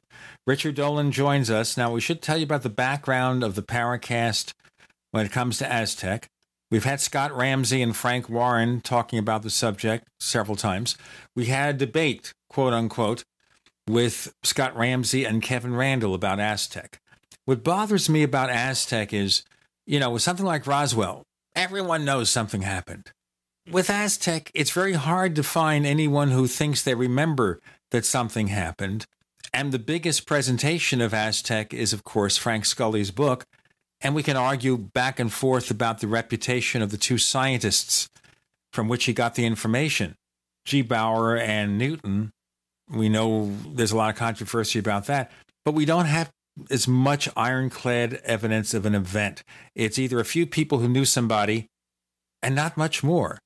And I read your comments on it, and I think that Ramsey in his book on the subject did probably the best he could in trying to present a case in favor of Aztec. But don't you think it's really lacking compared to anything like Roswell? Well, it's not as strong a case as Roswell, for sure. I completely agree with that, Gene. But yes, I think it's important to mention this in context with Aztec. Aztec was the first UFO crash that got a lot of ink in terms of a book treatment. Frank Scully back in 1950 wrote about it. Within a couple of years, Scully's book was ripped to pieces by a journalist named J.P. Kahn. Ever since then, the Aztec case was just, everyone ran away from it and said, oh, it's a hoax. It's a hoax. But what Scott Ramsey points out, this is really important, is that J.P. Kahn's entire motivation for going after Scully had nothing to do with intellectual integrity. It had everything to do with personal jealousy. And he was out to get Scully, and in fact initially wanted to write the book with Scully. Like, he was into it. He got really into the case. And when Scully basically said, the hell with you, I don't need you, Kahn went this other route.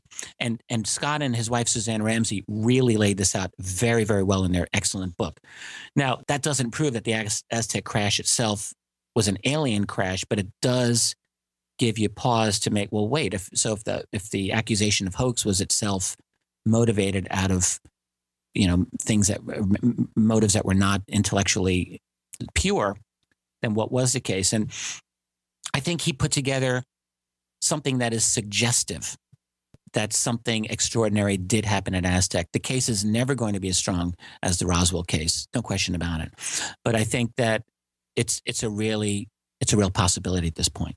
I think what we really need here is some more direct information. Like, for example, Kevin Randall had a piece, a couple of part articles over at a different perspective, his blog, from an engineer who lived in Aztec and I guess was aware of the claims. And he said nobody remembers anything ever happening then. And the argument in that Well, that's point, 60 plus years ago. Sure, but you're talking here about a small town, tiny town. Something really incredible happens a few miles nearby, and none of the local populace knows anything about it. Nobody's talking about it.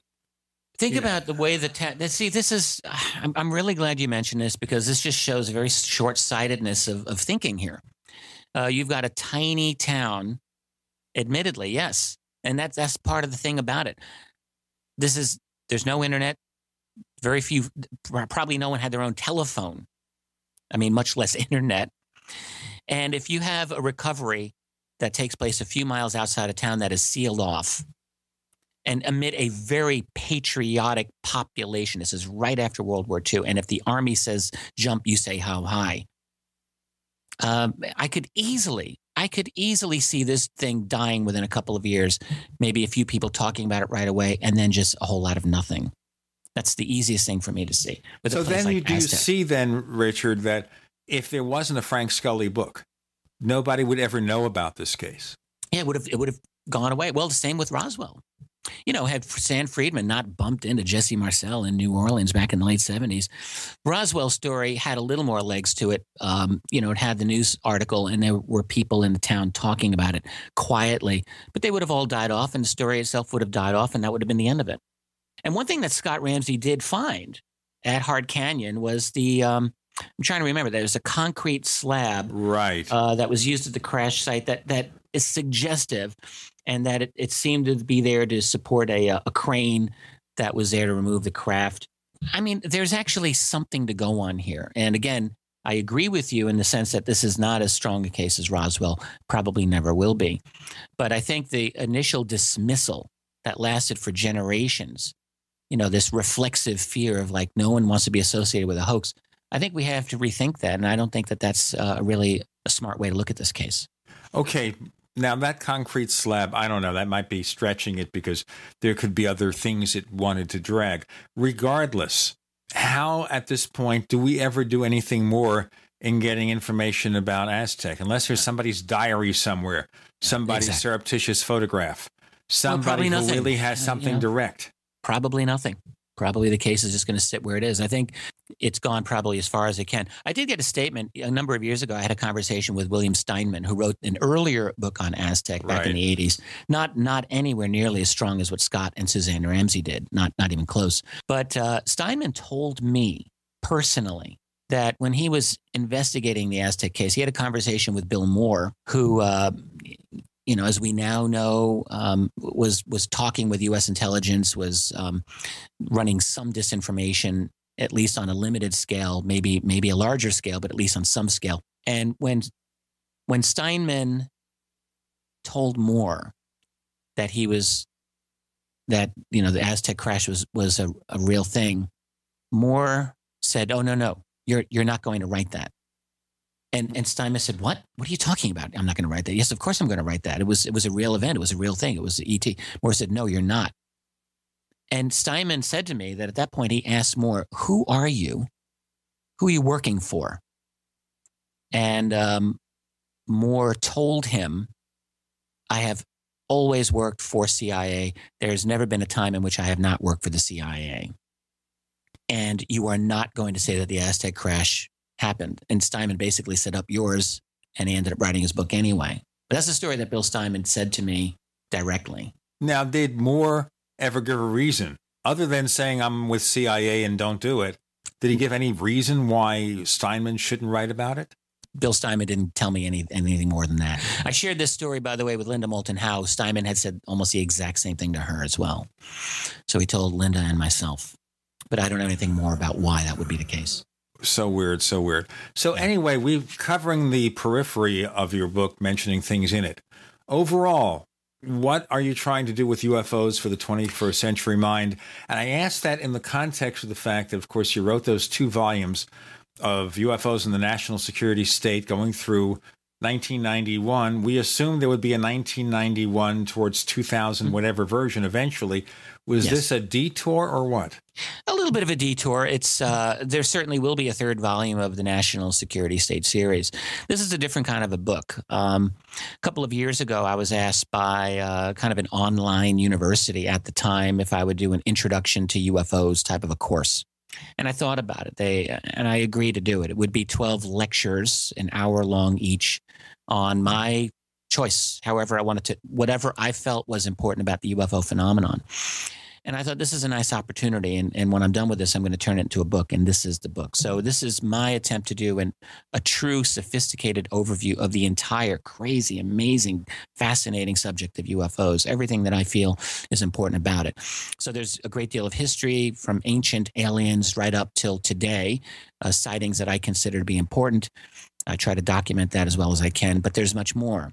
There's a lot of philosophy in this. In other words, what is it that constitutes a UFO, particularly in our era of drones and YouTube and Adobe Photoshop and so forth? But there's much more than that. There's several chapters that deal with the politics and my attempt to go deep with that politics, trying to understand how does a cover-up work, my current thoughts on that whole thing.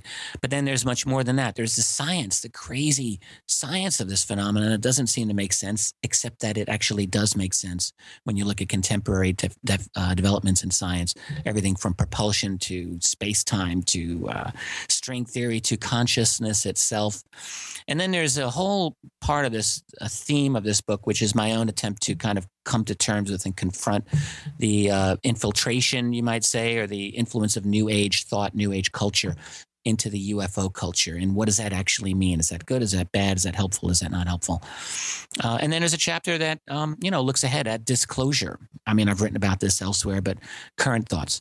There's another chapter that deals with the social implications of this phenomenon. And of course, that is looking at this in an era of copy and paste rumors on Facebook and YouTube and so forth. And of course, several chapters dealing with contact itself and what's up with that. What does that mean? I wanted to ask about the contact aspect and the abductions aspect in our next segment. We'll go more into this. Richard Dolan with Gene and Chris. You're in the Paracast. UnseenNow.com, proud sponsor of GCN. Unseen Now's unparalleled encryption tools keep your communications secure. GCN. This is Dan Pilla. Do you owe the IRS money you can't pay? Are tax debts crippling you? I've defended people from the IRS for over 30 years. I've helped thousands, and I can help you too. I wrote the book on IRS settlement, and I'm telling you, there's no such thing as a hopeless case. Call 800-34-NO-TAX to finally get free of IRS debt. With the IRS's new programs, there's never been a better time to solve your problem. Call 800-34-NO-TAX. That's 800-34-NO-TAX, or my website, danpilla.com. Hi, this is Ted Anderson. Have you ever wondered why banks, stockbrokers, investment advisors won't talk about gold IRAs? They've been available since 1986, yet the financial industry won't recognize the value of gold for your retirement. Gold has outperformed paper investments, yet no word about IRAs. If you would like to have gold for your retirement, call 800-686-2237. Don't get left behind by rising inflation and low returns. Call 800-686-2237. Secure your future and call 1-800-686-2237. I will never forget the day my son Jeremy told me he hated me and slammed the door in my face. I'm behavioral therapist Janet Lehman. Behavior problems can turn the child you love and your life into a nightmare. That's why my husband James and I created the Total Transformation, the step-by-step program that shows you how to fix the worst behavior problems and get your child to respect and listen to you again. No matter what the behavior, defiance, backtalk, angry outbursts, disrespect, we can help you stop it. Now you can get the Total Transformation for free. All you need to do is get the program and let us know how it works for you. You can keep it forever for free. Limited number of free programs available. Call now. 1-888-912-1595. 1-888-912-1595. That's 1-888-912-1595. 1-888-912-1595.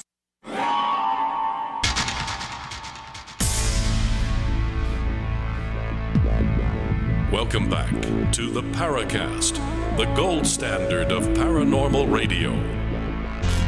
And now, Here's Gene Steinberg.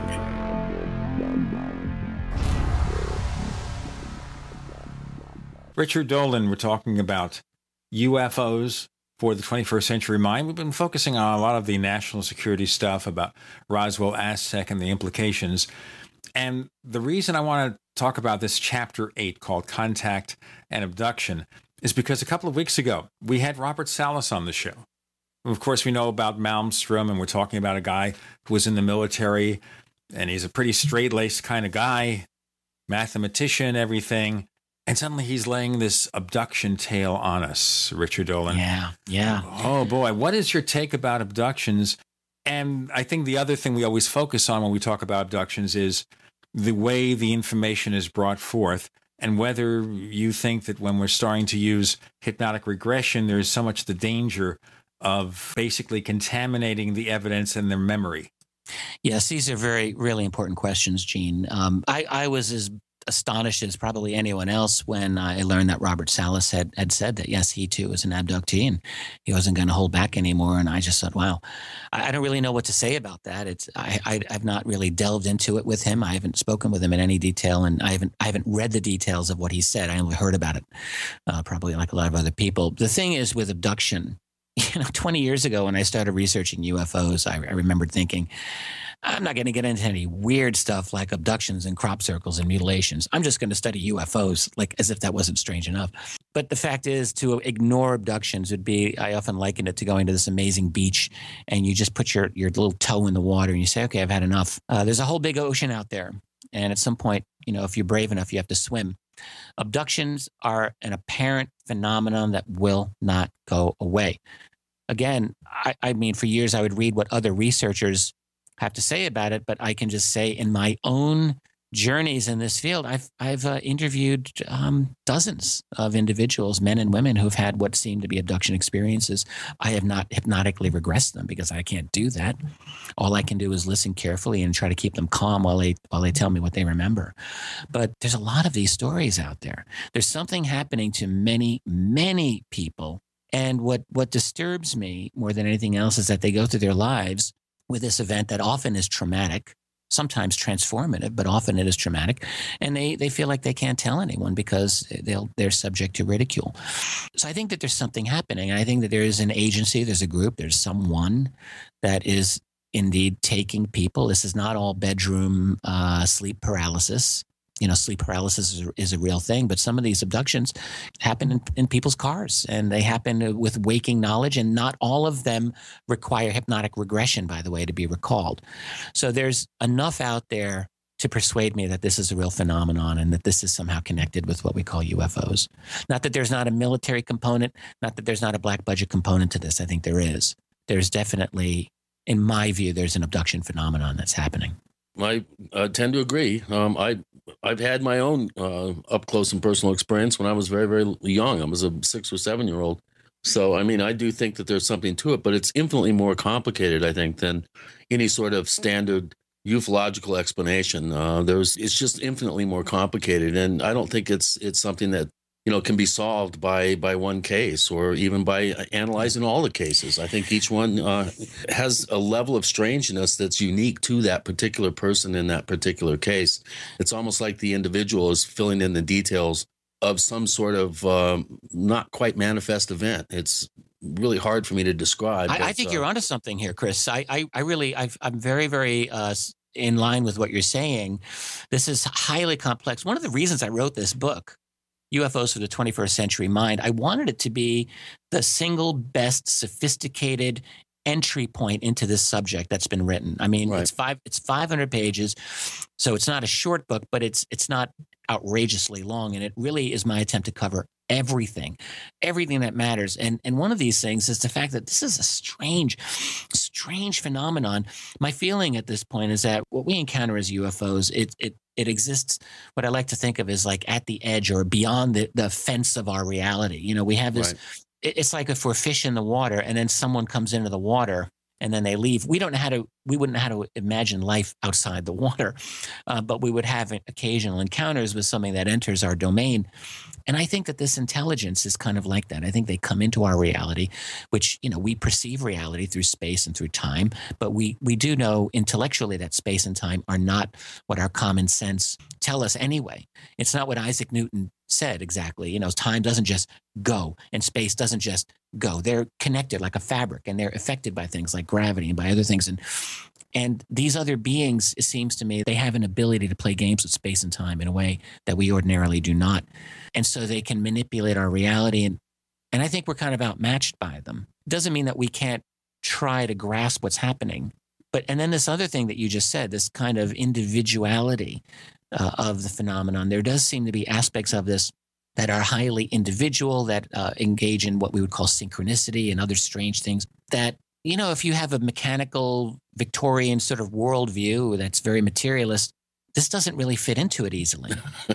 So there's some very strange things going on here. Yeah. And that's part of the reality that we're dealing with. Well, that brings me to a question from one of our listeners, Technomage, who has been a poster at forum.theparacast.com for almost 2 years. He doesn't post it that often, but he always posts good questions for our guests here at the Paracast. And his first question is right in lines with what we were just talking about. He wants to know what your thoughts are about the absurd nature of certain UFO encounters, like aliens constantly being seen digging soil samples, performing primitively painful medical procedures, giving, what's his name, Joe Symington pancakes, for instance. Yeah. Isn't this a problem for the ET hypothesis and those who are convinced that these are beings from other planets coming here? It's a very good question. I think we've all asked ourselves something like that. As I said earlier in this conversation, that we had one of the problems with what we call UFOs is that no matter what hypothesis you choose, there are real issues with it, that none of the hypotheses really are a perfect fit. None of them are. Not the Nazi UFO theory, not the U.S. black budget theory, not the time traveler theory, none of them. None of them really work. Smoothly. Well, they all have just enough data to support them, but there's so much more data to refute them. It's right. Like the mutilation phenomenon. Who's behind the mutilations? The debunkers, are correct, but only up to a certain point. The people who think it's military or some sort of health arm of the government, there's enough data to support that, but there's tons of data to refute it. And the same with the ET hypothesis, that they're gathering genetic material. Absolutely. Well, one of the hypotheses that at least I entertain is one that Jacques Vallée had, introduced many years ago.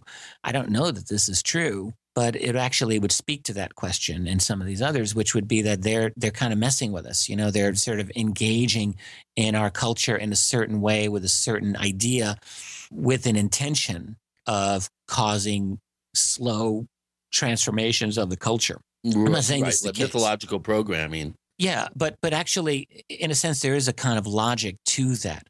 No. I don't know this is the case, but if I were doing counterintelligence and trying to figure this out, that would have to be a real possibility. And it makes sense to me because even as I point out in my new book, I think there's a lot of the ancient aliens arguments that just falls flat on its face. It doesn't hold up. But there are enough anomalies, in my view, about our ancient past to convince me that there's a big, as I call it, a big hole in our ancient history, and that it's very possible that there was something very, very advanced interacting, either our own civilization or some other that was interacting with us thousands of years ago. We developed technologies that have been lost now. We developed them independent of any sort of outside influence. Oh, entirely possible. And absolutely. And one of the hypotheses we have to entertain for UFOs is that there could be an ancient breakaway civilization that, obtained some kind of important secret and decided they weren't going to share with the rest of the poor slobs on this planet. And in some secret manner have kept themselves going with their own knowledge, esoteric knowledge. Maybe this is it. When you look at certain studies, I just recently read Manly P. Hall's classic book, Secret Teachings of the Ancients. Right. I mean, my goodness, he wrote that in his 20s. Unbelievable. It's a huge book. It's a work of genius. Right. And what he does is he kind of takes you through like all out of these esoteric societies and telling you what it seems like their belief systems were. And the idea that the ancient knowledge was closely held, guarded secret. Sounds like today, closely held, closely guarded secret. Exactly. Richard Dolan is with us with Gene and Chris. You're in the Paracast.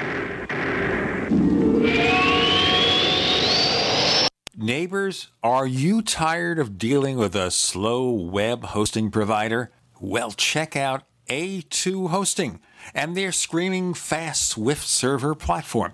They even have SSDs that load pages 300% faster than the competition.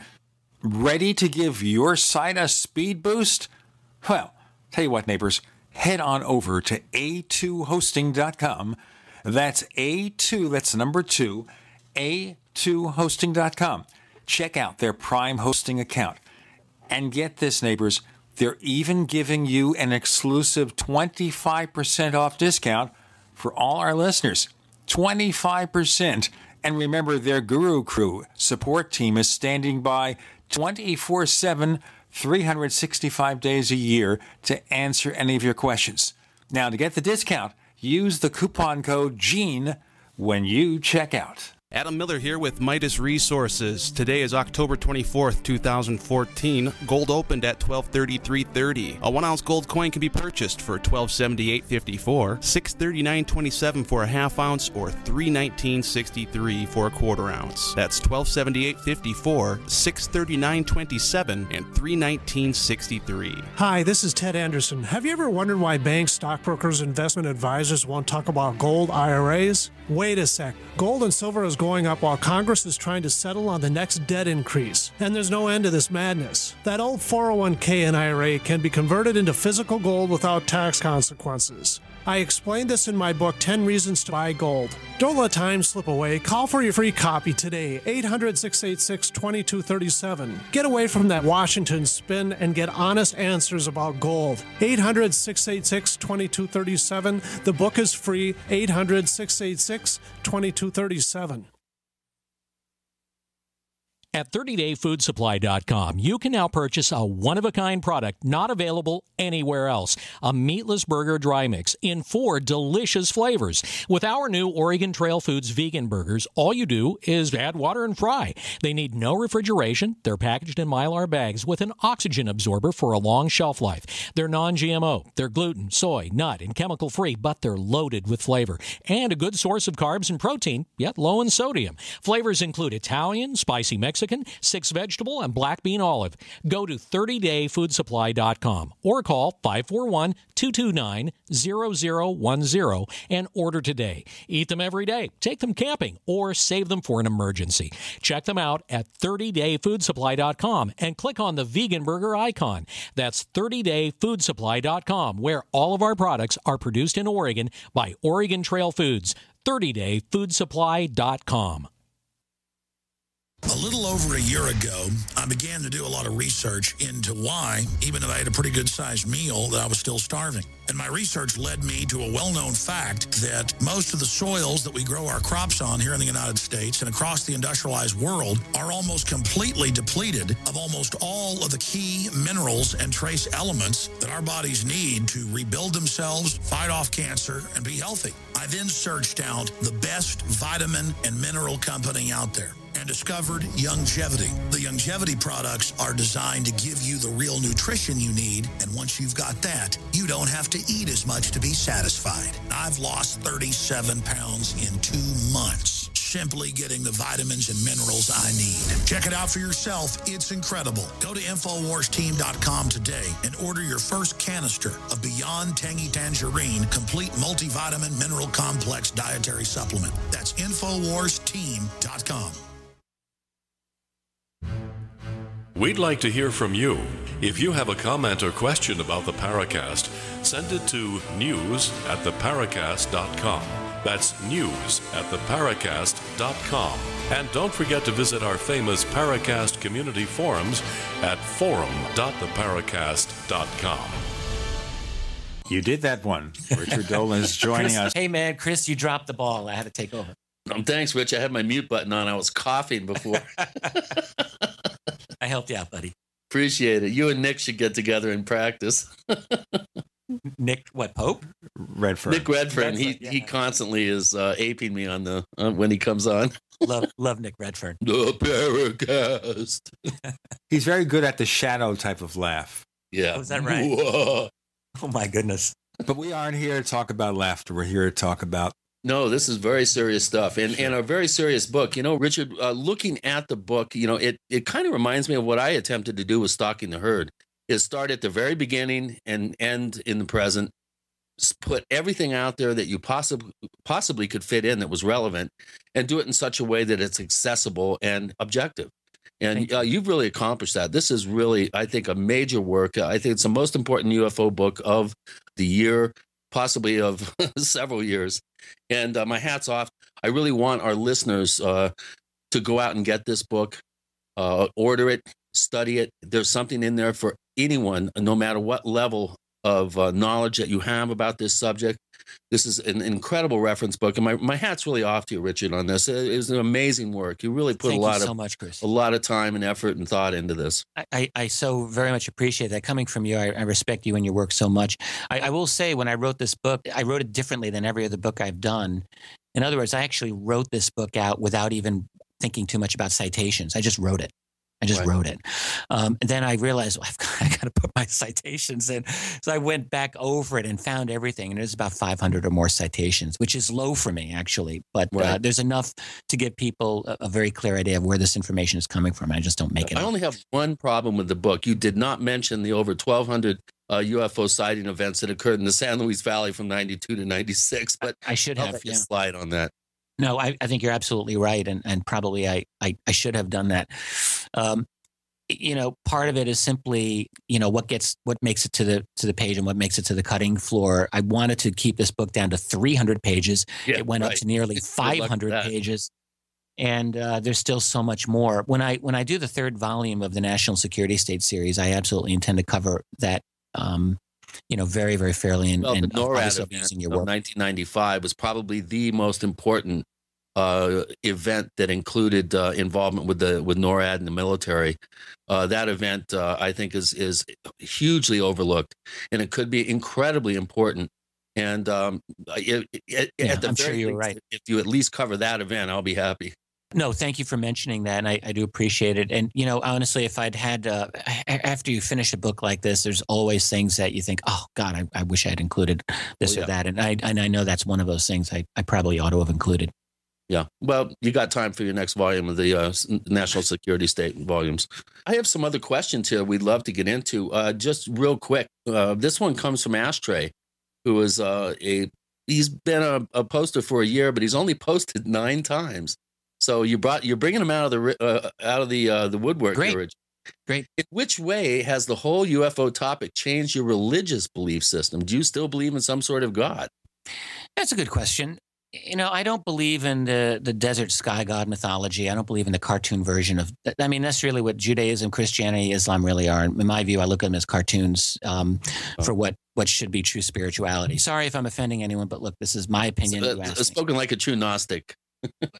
Well, right. So I went through spiritually. I think I've gone through the whole journey. You know, I went through years where I thought I was an atheist, and I'm not an atheist any longer. I do believe that there's a kind of transcendental reality. I believe, in other words, in the survival of some kind of being part of us after the death of these physical bodies. Call it the soul. This is as good a word as any.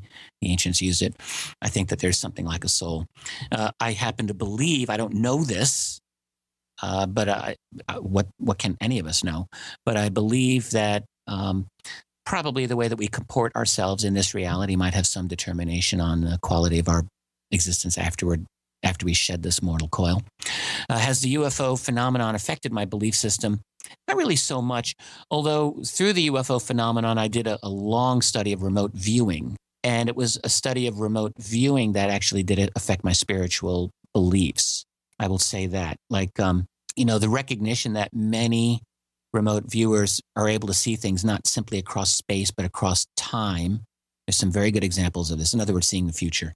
Joe McMoneagle, who I've gotten to talk to about this, is one very good example. There are others.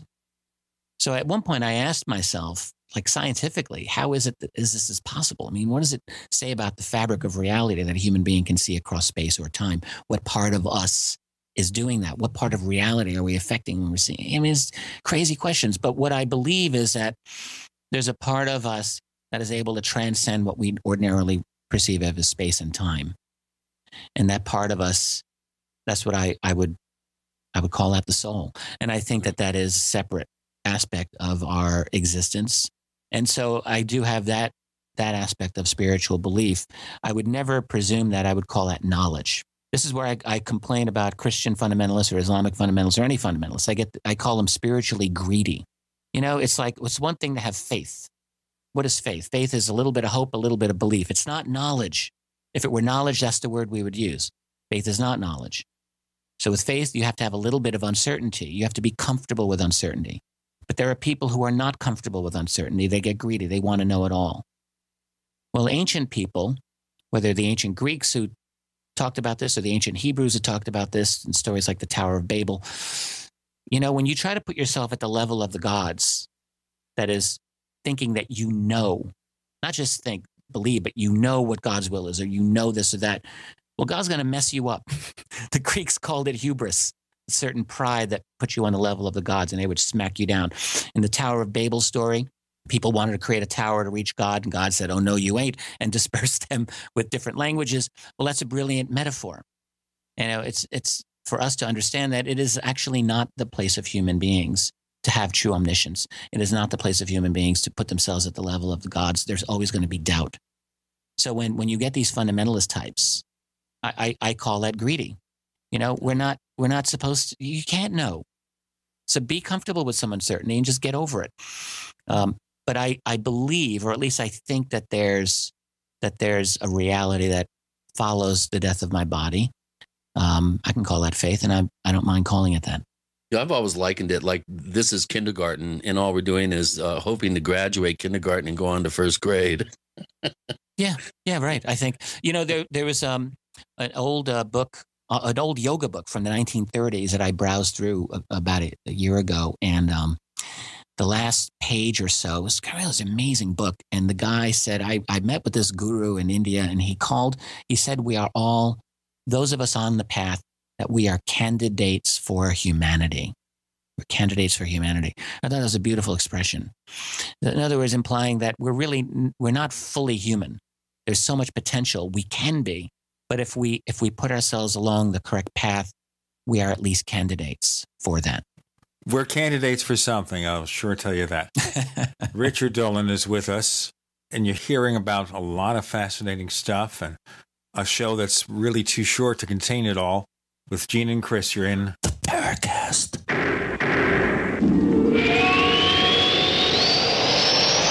Independently leading the way for the nation. Compelling talk for every political persuasion. We are GCN. Graphic Converter is the image manipulation tool for the rest of us. It does not use any database. You get full control of all your files. Want to view the images of a folder? Drag it into Graphic Converter, and a powerful browser opens up to show your image files. You could use it for slideshows. You could use it to import images from digital cameras or from scanners. Need to do some image editing? You can do that too in Graphic Converter. Also print catalogs. Convert from so many formats I can't even list them. Download now to see if Graphic Converter is good for you, like 1.5 million other users. Guess what? You could save money when you buy Graphic Converter. Use the coupon code Night Owl. Use the coupon code Night Owl to get a special price for Graphic Converter. Go to lemkesoft.com. That's LEMKE soft.com. lemkesoft.com. LEMKE soft.com. We live in a complicated society. Stressful issues are always popping up. Have you ever been treated unfairly by someone? Have you ever been overcharged for a repair? Have you ever signed a contract or a document? Worried about identity theft? How many times have you been in those unique situations where you just wanted to call an attorney to find out if you're right or wrong, or what your legal rights are? But every time you think about calling an attorney, what do you think about first? That's right. Who do you call, and how much will it cost? Our friends at Legal Shield have found a solution. With a nationwide network of 6,900 attorneys who average over 19 years of experience, Legal Shield's law firms take over 40,000 calls per week helping their members. For less than $20 per month, you can have access to Legal Shield on everything from the trivial to the traumatic. Let Legal Shield stand up for your rights at lsprotection.com. That's lsprotection.com. Or call 855-340-SAVE, 855-340-7283. Results will vary from case to case. I will never forget the day my son Jeremy told me he hated me and slammed the door in my face. I'm behavioral therapist Janet Lehman. Behavior problems can turn the child you love and your life into a nightmare. That's why my husband James and I created the Total Transformation, the step-by-step program that shows you how to fix the worst behavior problems and get your child to respect and listen to you again. No matter what the behavior, defiance, backtalk, angry outbursts, disrespect, we can help you stop it. Now you can get the Total Transformation for free. All you need to do is get the program and let us know how it works for you. You can keep it forever for free. Limited number of free programs available. Call now. 1-888-912-1595. 1-888-912-1595. That's 1-888-912-1595. 1-888-912-1595. The human body is extraordinary. Despite all the stresses we inflict upon it, it still works hard to stay in balance. Thousands upon thousands of people rely upon Heart and Body Extract to help their body stay balanced. This excellent 100% natural herbal formula helps maintain healthy blood pressure levels, cleans arteries, promotes good circulation, balances cholesterol, and more. HB Extract, paired with healthy lifestyle choices like good nutrition and exercise, can give you a life free of pain, sickness, and fear. Recapture your youthful vitality and experience your body healing itself with the aid of HB Extract. It's extremely effective and it starts working in just days.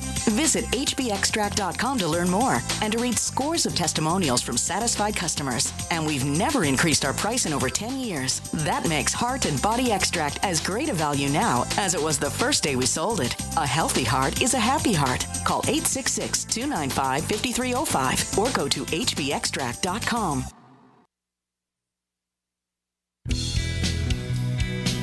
Hi, this is Ted Phillips listening to the Paracast, and it's as good as it gets, believe me.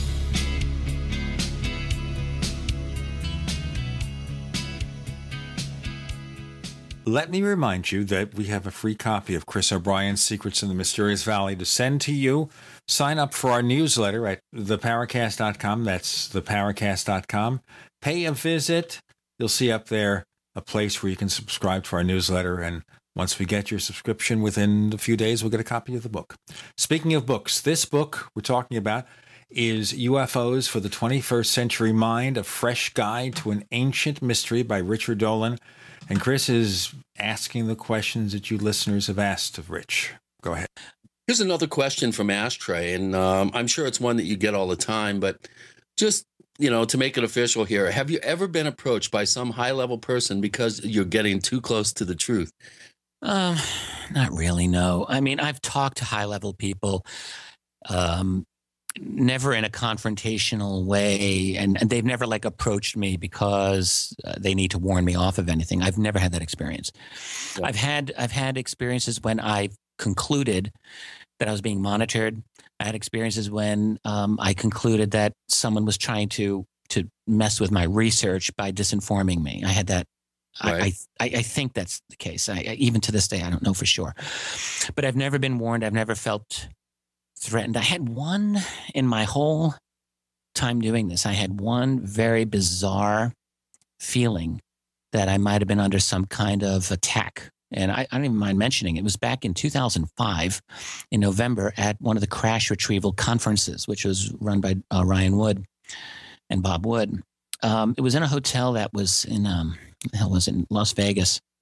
Yeah. And I forget the name of the hotel. I have to look it up, but it was a tall hotel, and it was all inside, so you could see the elevators going up from the inside lobby. So anyway, I don't ordinarily get headaches, but I got a ripping headache during much of that conference. It was so bad that I had after I did my lecture, I was at my table and my head was exploding. I didn't understand why. So I had to leave the conference briefly to lie down. I went up to my hotel room, went into my room, and I laid down for about an hour. And after that time, my headache was subsided mostly. It's like 80% gone. So I thought, okay, I'm going to rejoin the conference. And literally the moment I stepped out my door, the moment my foot like hit the walkway outside my door, the headache came back in absolute full force. And again, the room would be like completely visible from even the lobby. All the rooms were visible from the lobby in this hotel structure. So I rejoined the conference anyway, and I was just in agony the whole day. And there were some very odd people at that particular conference. A lot of these UFO conferences, you get a wide range of people. You get people who are truly kind of off the wall crazy, but you get a lot of brilliant people, and you do get a lot of people who seem to be in the spook community, whether military or military intel or some intel, right. and especially those conferences, the crash retrieval conferences, there are always a lot of them. How do you know this? How do I know that they're that? What's the telltale sign that this person's a spook? Oh, well, my goodness. When you talk to someone, when they have, there's a certain demeanor with these people, first of all. Yeah. These are serious people. They're usually very well mannered, very well groomed. And they're exactly articulate, precise in the way they speak to you. And they have a depth of knowledge that it's obvious. This is just not amateur town when you get to some of these people. Yeah, they're usually dressed in beige safari suits. I call them the MIBs, the men in beige. That's interesting. I guess, yeah, maybe. But they're very exact. They're very intelligent and very knowledgeable. And this is not something that people casually acquire these personalities and knowledge. So I think there's a lot of those types. And actually, I remember having a conversation with a friend of mine, Victor Vigiani, who's up in Canada. Victor's a good guy. He told me of a friend an acquaintance, I guess I should say, he made in Australia back in the 90s through his wife, some casual thing. This guy had worked with U.S. CIA. And they were having drinks and everything was casual, but somehow the UFO thing came up. And all the guy said to Victor was, oh, yes, there's always, we always keep an eye on the UFO people. And he basically made it clear that they would go to conferences and they would attend and just kind of see what's happening in that whole community. I think Victor was telling the truth. I think Victor got that accurately. I know he was telling the truth. Well, now that we're on the subject, this next question comes from Sigil, who lives up there in Dingleberry, New York, and claims he's a lab rat at a large computer company. Anyway, he's a fairly new sign up at forum.theparacast.com. He has a number of questions here, and the first one is, what three-letter establishment do you suspect is holding the most data regarding the UFO phenomenon in our government? And then he says, what other country or foreign establishment do you suspect holds the most outside of the U.S., China or Russia? Oh, good questions. Well, I think one three-letter establishment that no one ever talks about that has to have a huge amount of data is the NRO. NRO. For sure, man. National Reconnaissance Office, which officially speaking controls and monitors all U.S. spy satellites. And they've done so since around 1960, 61. For 30 years, it was a felony to mention the existence of the NRO in the halls of Congress. It was actually against the law. The NRO was outed in the early 90s, and we still really have almost no information about it. But I think the NRO, without a doubt, has a tremendous amount of data on this phenomenon. The NRO has its own close relationship with the NSA. Again, there's very little question in my mind that there's a great amount of data that the NSA has acquired on this. Ditto with CIA. A lot of these three-letter agencies that are very well known, yes, CIA for sure, NSA for sure, NRO absolutely for sure. And then you've got Navy. I mean, everyone who's looked into this for any amount of time concludes that the U.S. Navy is a serious player in the acquisition of knowledge of what we call UFO phenomena. Possibly more so than the Air Force even. Yeah, I think so, because a lot of this phenomenon is below the water, is in the water. And in my own personal conversations, it's not that I run into Navy people more than Air Force people, but however it works out, I get a lot more interesting information out of Navy people than I've ever gotten out of Air Force people. Like by far. These Navy people, you have to understand, like, someone who is very skeptical and thinking, oh, my God, well, how do you know they're just not lying to you? I guess part of what I would say is you have to be there. I had a conversation with one Navy officer, this is some years ago. I was like 6'3", rock solid. This is exactly the kind of guy you'd want defending your country. And he's a good guy. He's a Navy recruiter. At least he was when I met him. I was having a long conversation with him about an entirely different matter. It had nothing to do with UFOs. But then he realized that I was a UFO researcher. And after a lot of hesitation, he said, well, I'll tell you a story. And then he just tells me this amazing story about what happened to him in 1987 aboard the USS Saratoga. And I mean, I think he was absolutely credible. And I think if anyone were to sit in with this man about his story, they would believe him as much as I did. And I get these all the time from Navy people. And it's not that they're necessarily breaking security oaths. They're just very quietly telling something that they experienced that I think they just had to get off their chest, So I think the Navy is very much involved. There's a presence in our oceans of, I call it the presence of an other. They're not us. Yeah, well, a classic book, Ivan T. Sanderson, Invisible Residence. If you haven't read it, go out and get it. Along with Richard's book. Yeah, that's a beautifully written book. Sanderson was such a good writer. Incredible claim that 50% of UFO sightings are located in and around bodies of water, which you don't hear really people true. talk about that. I mean, there's a lot of water-based sightings. A lot of them. So it's probably a high number. That brings me to a question from Junius. He would like to ask you if you think the UFO phenomenon are more likely to be time travelers as opposed to aliens from other planets. And I would add, possibly other tenants in the building. Are we dealing with something that's hiding in the oceans, for instance? Let's do that answer on the other side, okay? We have one more segment to offer here. And again, Richard Dolan's book, 500 pages of this stuff, UFOs for the 21st Century Mind. And as you see, we can only cut the surface here. We've got a lot more to go into. That's almost a watery pun there. With Gene and Chris, you're in the Paracast.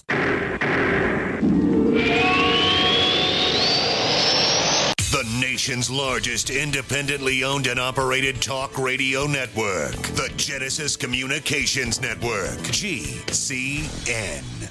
Attack of the Rockoids has been well received by critics and readers alike. It's a thrill-a-minute story you'll never forget. A former U.S. military intelligence officer is haunted by intense dreams about a beautiful woman pleading for his help after a terrible battle in outer space. But the dreams turn out to be true and thrust him into a telepathic love affair with a woman whose faraway planet is intent on destroying the Earth. And now the gripping tale continues in The Coming of the Protectors. It's the second book of the Rockoids trilogy, a galaxy-spanning adventure that pits our hapless heroes against powerful, fanatical enemies that threaten the lives of freedom-loving beings everywhere. Attack of the Rockoids and The Coming of the Protectors. Classic science fiction at its best, available now. For more details, visit rockoids.com. That's ROCKOIDS.com. Time and time again. You need to come here and help us. We need assistance, please. Those we should be able to depend on let us down. Federal and state and local officials saying help is on the way. Well, the folks here in Bell Harbor say, show me. Don't depend on the government to save you. Take action now so that you're prepared for the next disaster with MyPatriotSupply.com. Get the best prices on storable food, non-GMO seeds, water filtration devices, home canning equipment, survival and self-reliance books, and more at MyPatriotSupply.com. Call 866-229-0927. We are hurting down here and we need help immediately. Before it's time to survive, it's time to prepare. MyPatriotSupply.com. MyPatriotSupply.com. If you need to say happy birthday, happy anniversary, thank you, or simply I'm thinking of you, ProFlowers.com is the key. ProFlowers has stunning bouquets, like the best-selling 100 blooms for $19.99. Plus, ProFlowers will include a glass vase for free. Sending someone a wonderful surprise of beautiful flowers sent fresh from the fields is easy. Choose the bouquet you like, pick the delivery date, and each order is 100% guaranteed. Plus, all bouquets from ProFlowers are guaranteed to last at least 7 full days. Beautiful, fragrant flowers, picked fresh and sent to your loved one for lasting enjoyment. To get this incredible savings and send someone 100 gorgeous blooms with a free vase for $19.99, go to proflowers.com. Click the blue microphone in the top right corner and enter code PLOW. That's proflowers.com. Click the mic and enter code PLOW. The experts at Web.com want to build your business a successful website for free, just like we did for these current Web.com customers. We've used and looked at other website designers, but there's nobody better than Web.com. Web.com can build your website in as little as 7 days free. Plus, we'll promote it on all the major search engines like Google, Yahoo, and Bing. If after 30 days you're happy, we'll continue to provide promotion, hosting, support, and maintenance, all for one low monthly fee. If not, cancel and pay nothing. If you're in business today and you don't have a web presence, you won't be taken seriously. Call right now and you'll also get a free .com or .net domain name for your new website powered by VeriSign, the world's leading domain name provider. Call 800-297-0154. That's 800-297-0154. No upfront charge for site build, after which ongoing fees apply. Rights to site are relinquished when canceled. Domain included during active service, after which fees apply. That's 800-297-0154.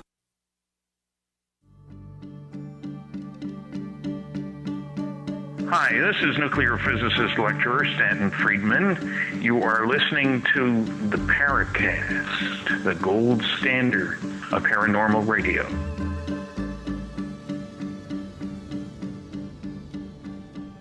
All right. So the question asked by our listener of Richard Dolan, and we have to move through the answers pretty quickly now. We're in the last segment. Go ahead, please. Yeah, so do I think time travelers is more likely than extraterrestrials? I actually don't think it's more likely than extraterrestrials. I think extraterrestrials is more likely.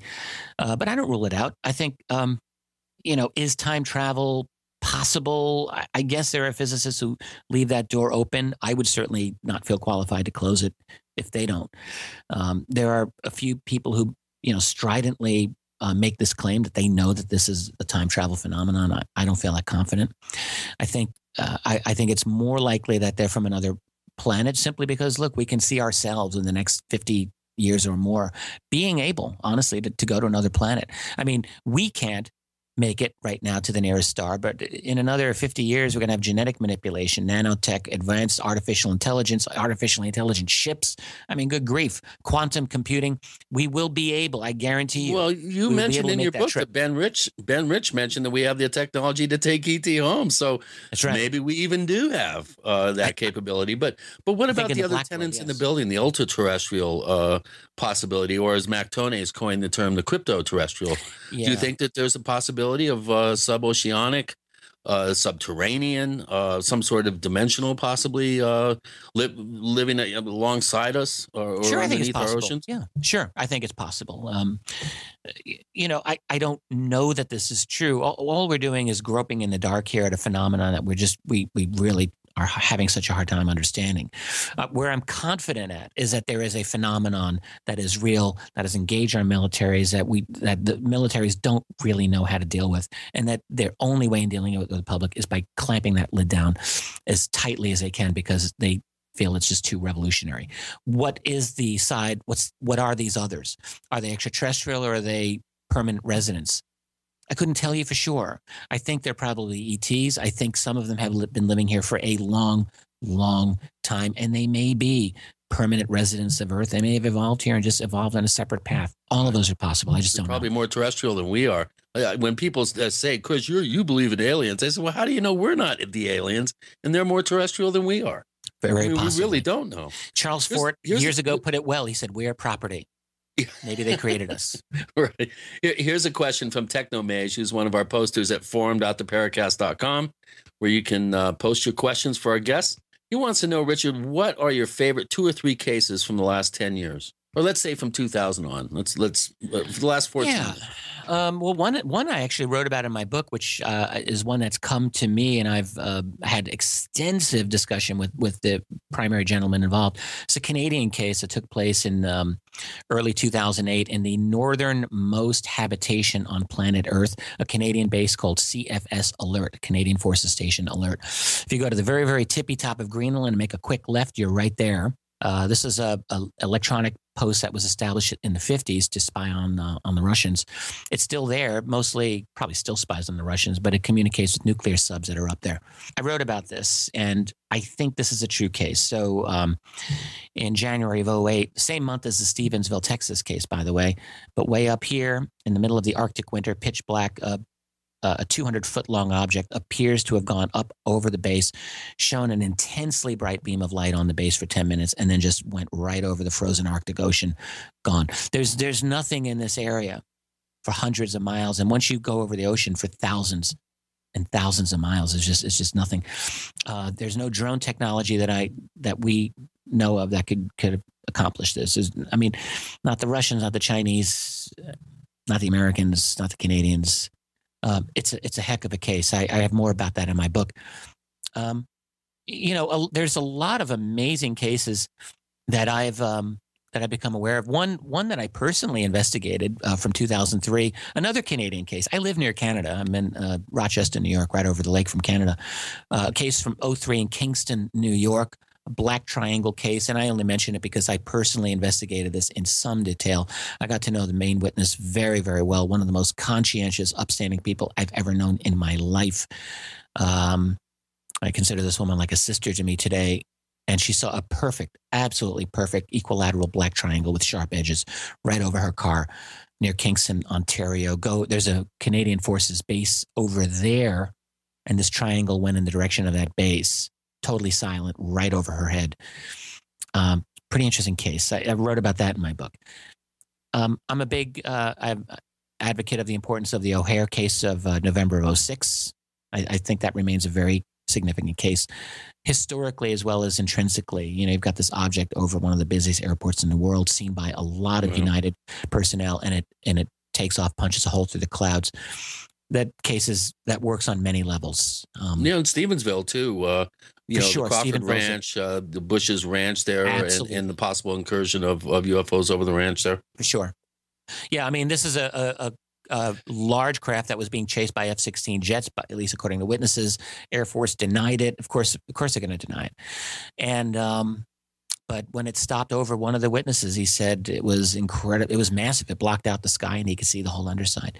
And then, according to FAA radar data, there was an unknown, and you can see this on YouTube, and it does appear upon a departure to go off in the direction of the Crawford Ranch. And then the last one of the 20th century that I think is very significant took place just outside Washington, D.C., just after 9/11. That's the D.C. case of July of 2002. This is another one I personally investigated. I spoke to a number of the witnesses firsthand. There was something very significant in the skies just outside restricted airspace, chased by F-16s. They could not compete with this thing, and it took off over the ocean. It was just gone, disappeared on radar. So there's a number of these very interesting cases that have come out. They have not gone away. There are many more. I'd say those are some top ones. Well, Richard, we've covered a lot of the questions that listeners have posted. The ones that we haven't covered, we don't have enough time to really get a good, cogent answer from you. But why don't you give us kind of an insider look at how Part 3 of the National Security State Series is going, and give us some insight into possibly when that's going to be finished, and what are some of the revelations that have come out of that project already? I have a lot of stuff I've been working on with this. This is going to anger some of my readers, but look, I honestly don't care at this point.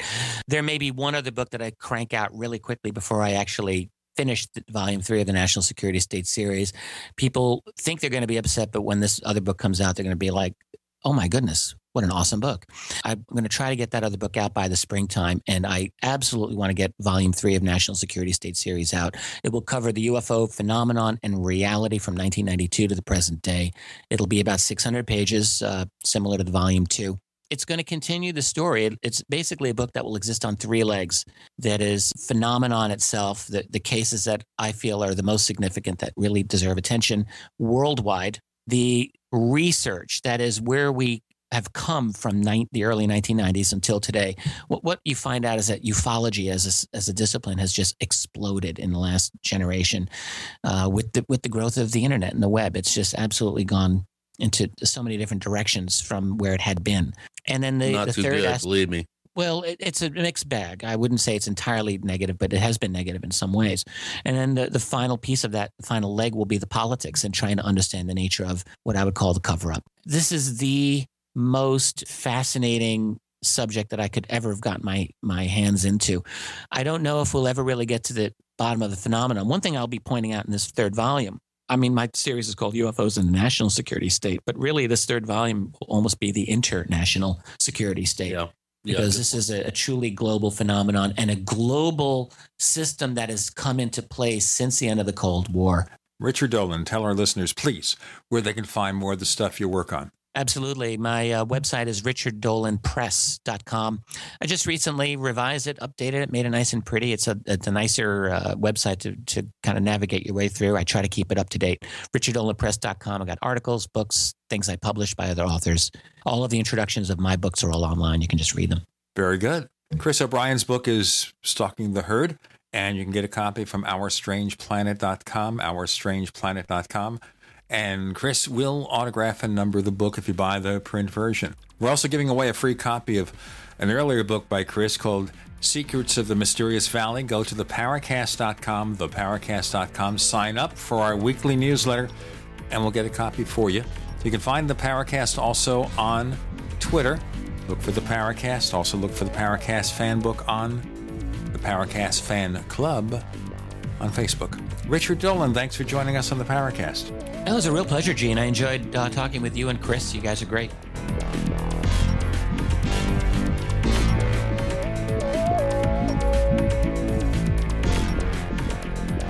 The Paracast, featuring Gene Steinberg and Christopher O'Brien, is a copyrighted presentation of Making the Impossible, Incorporated. Tune in next week for a new adventure in The Paracast.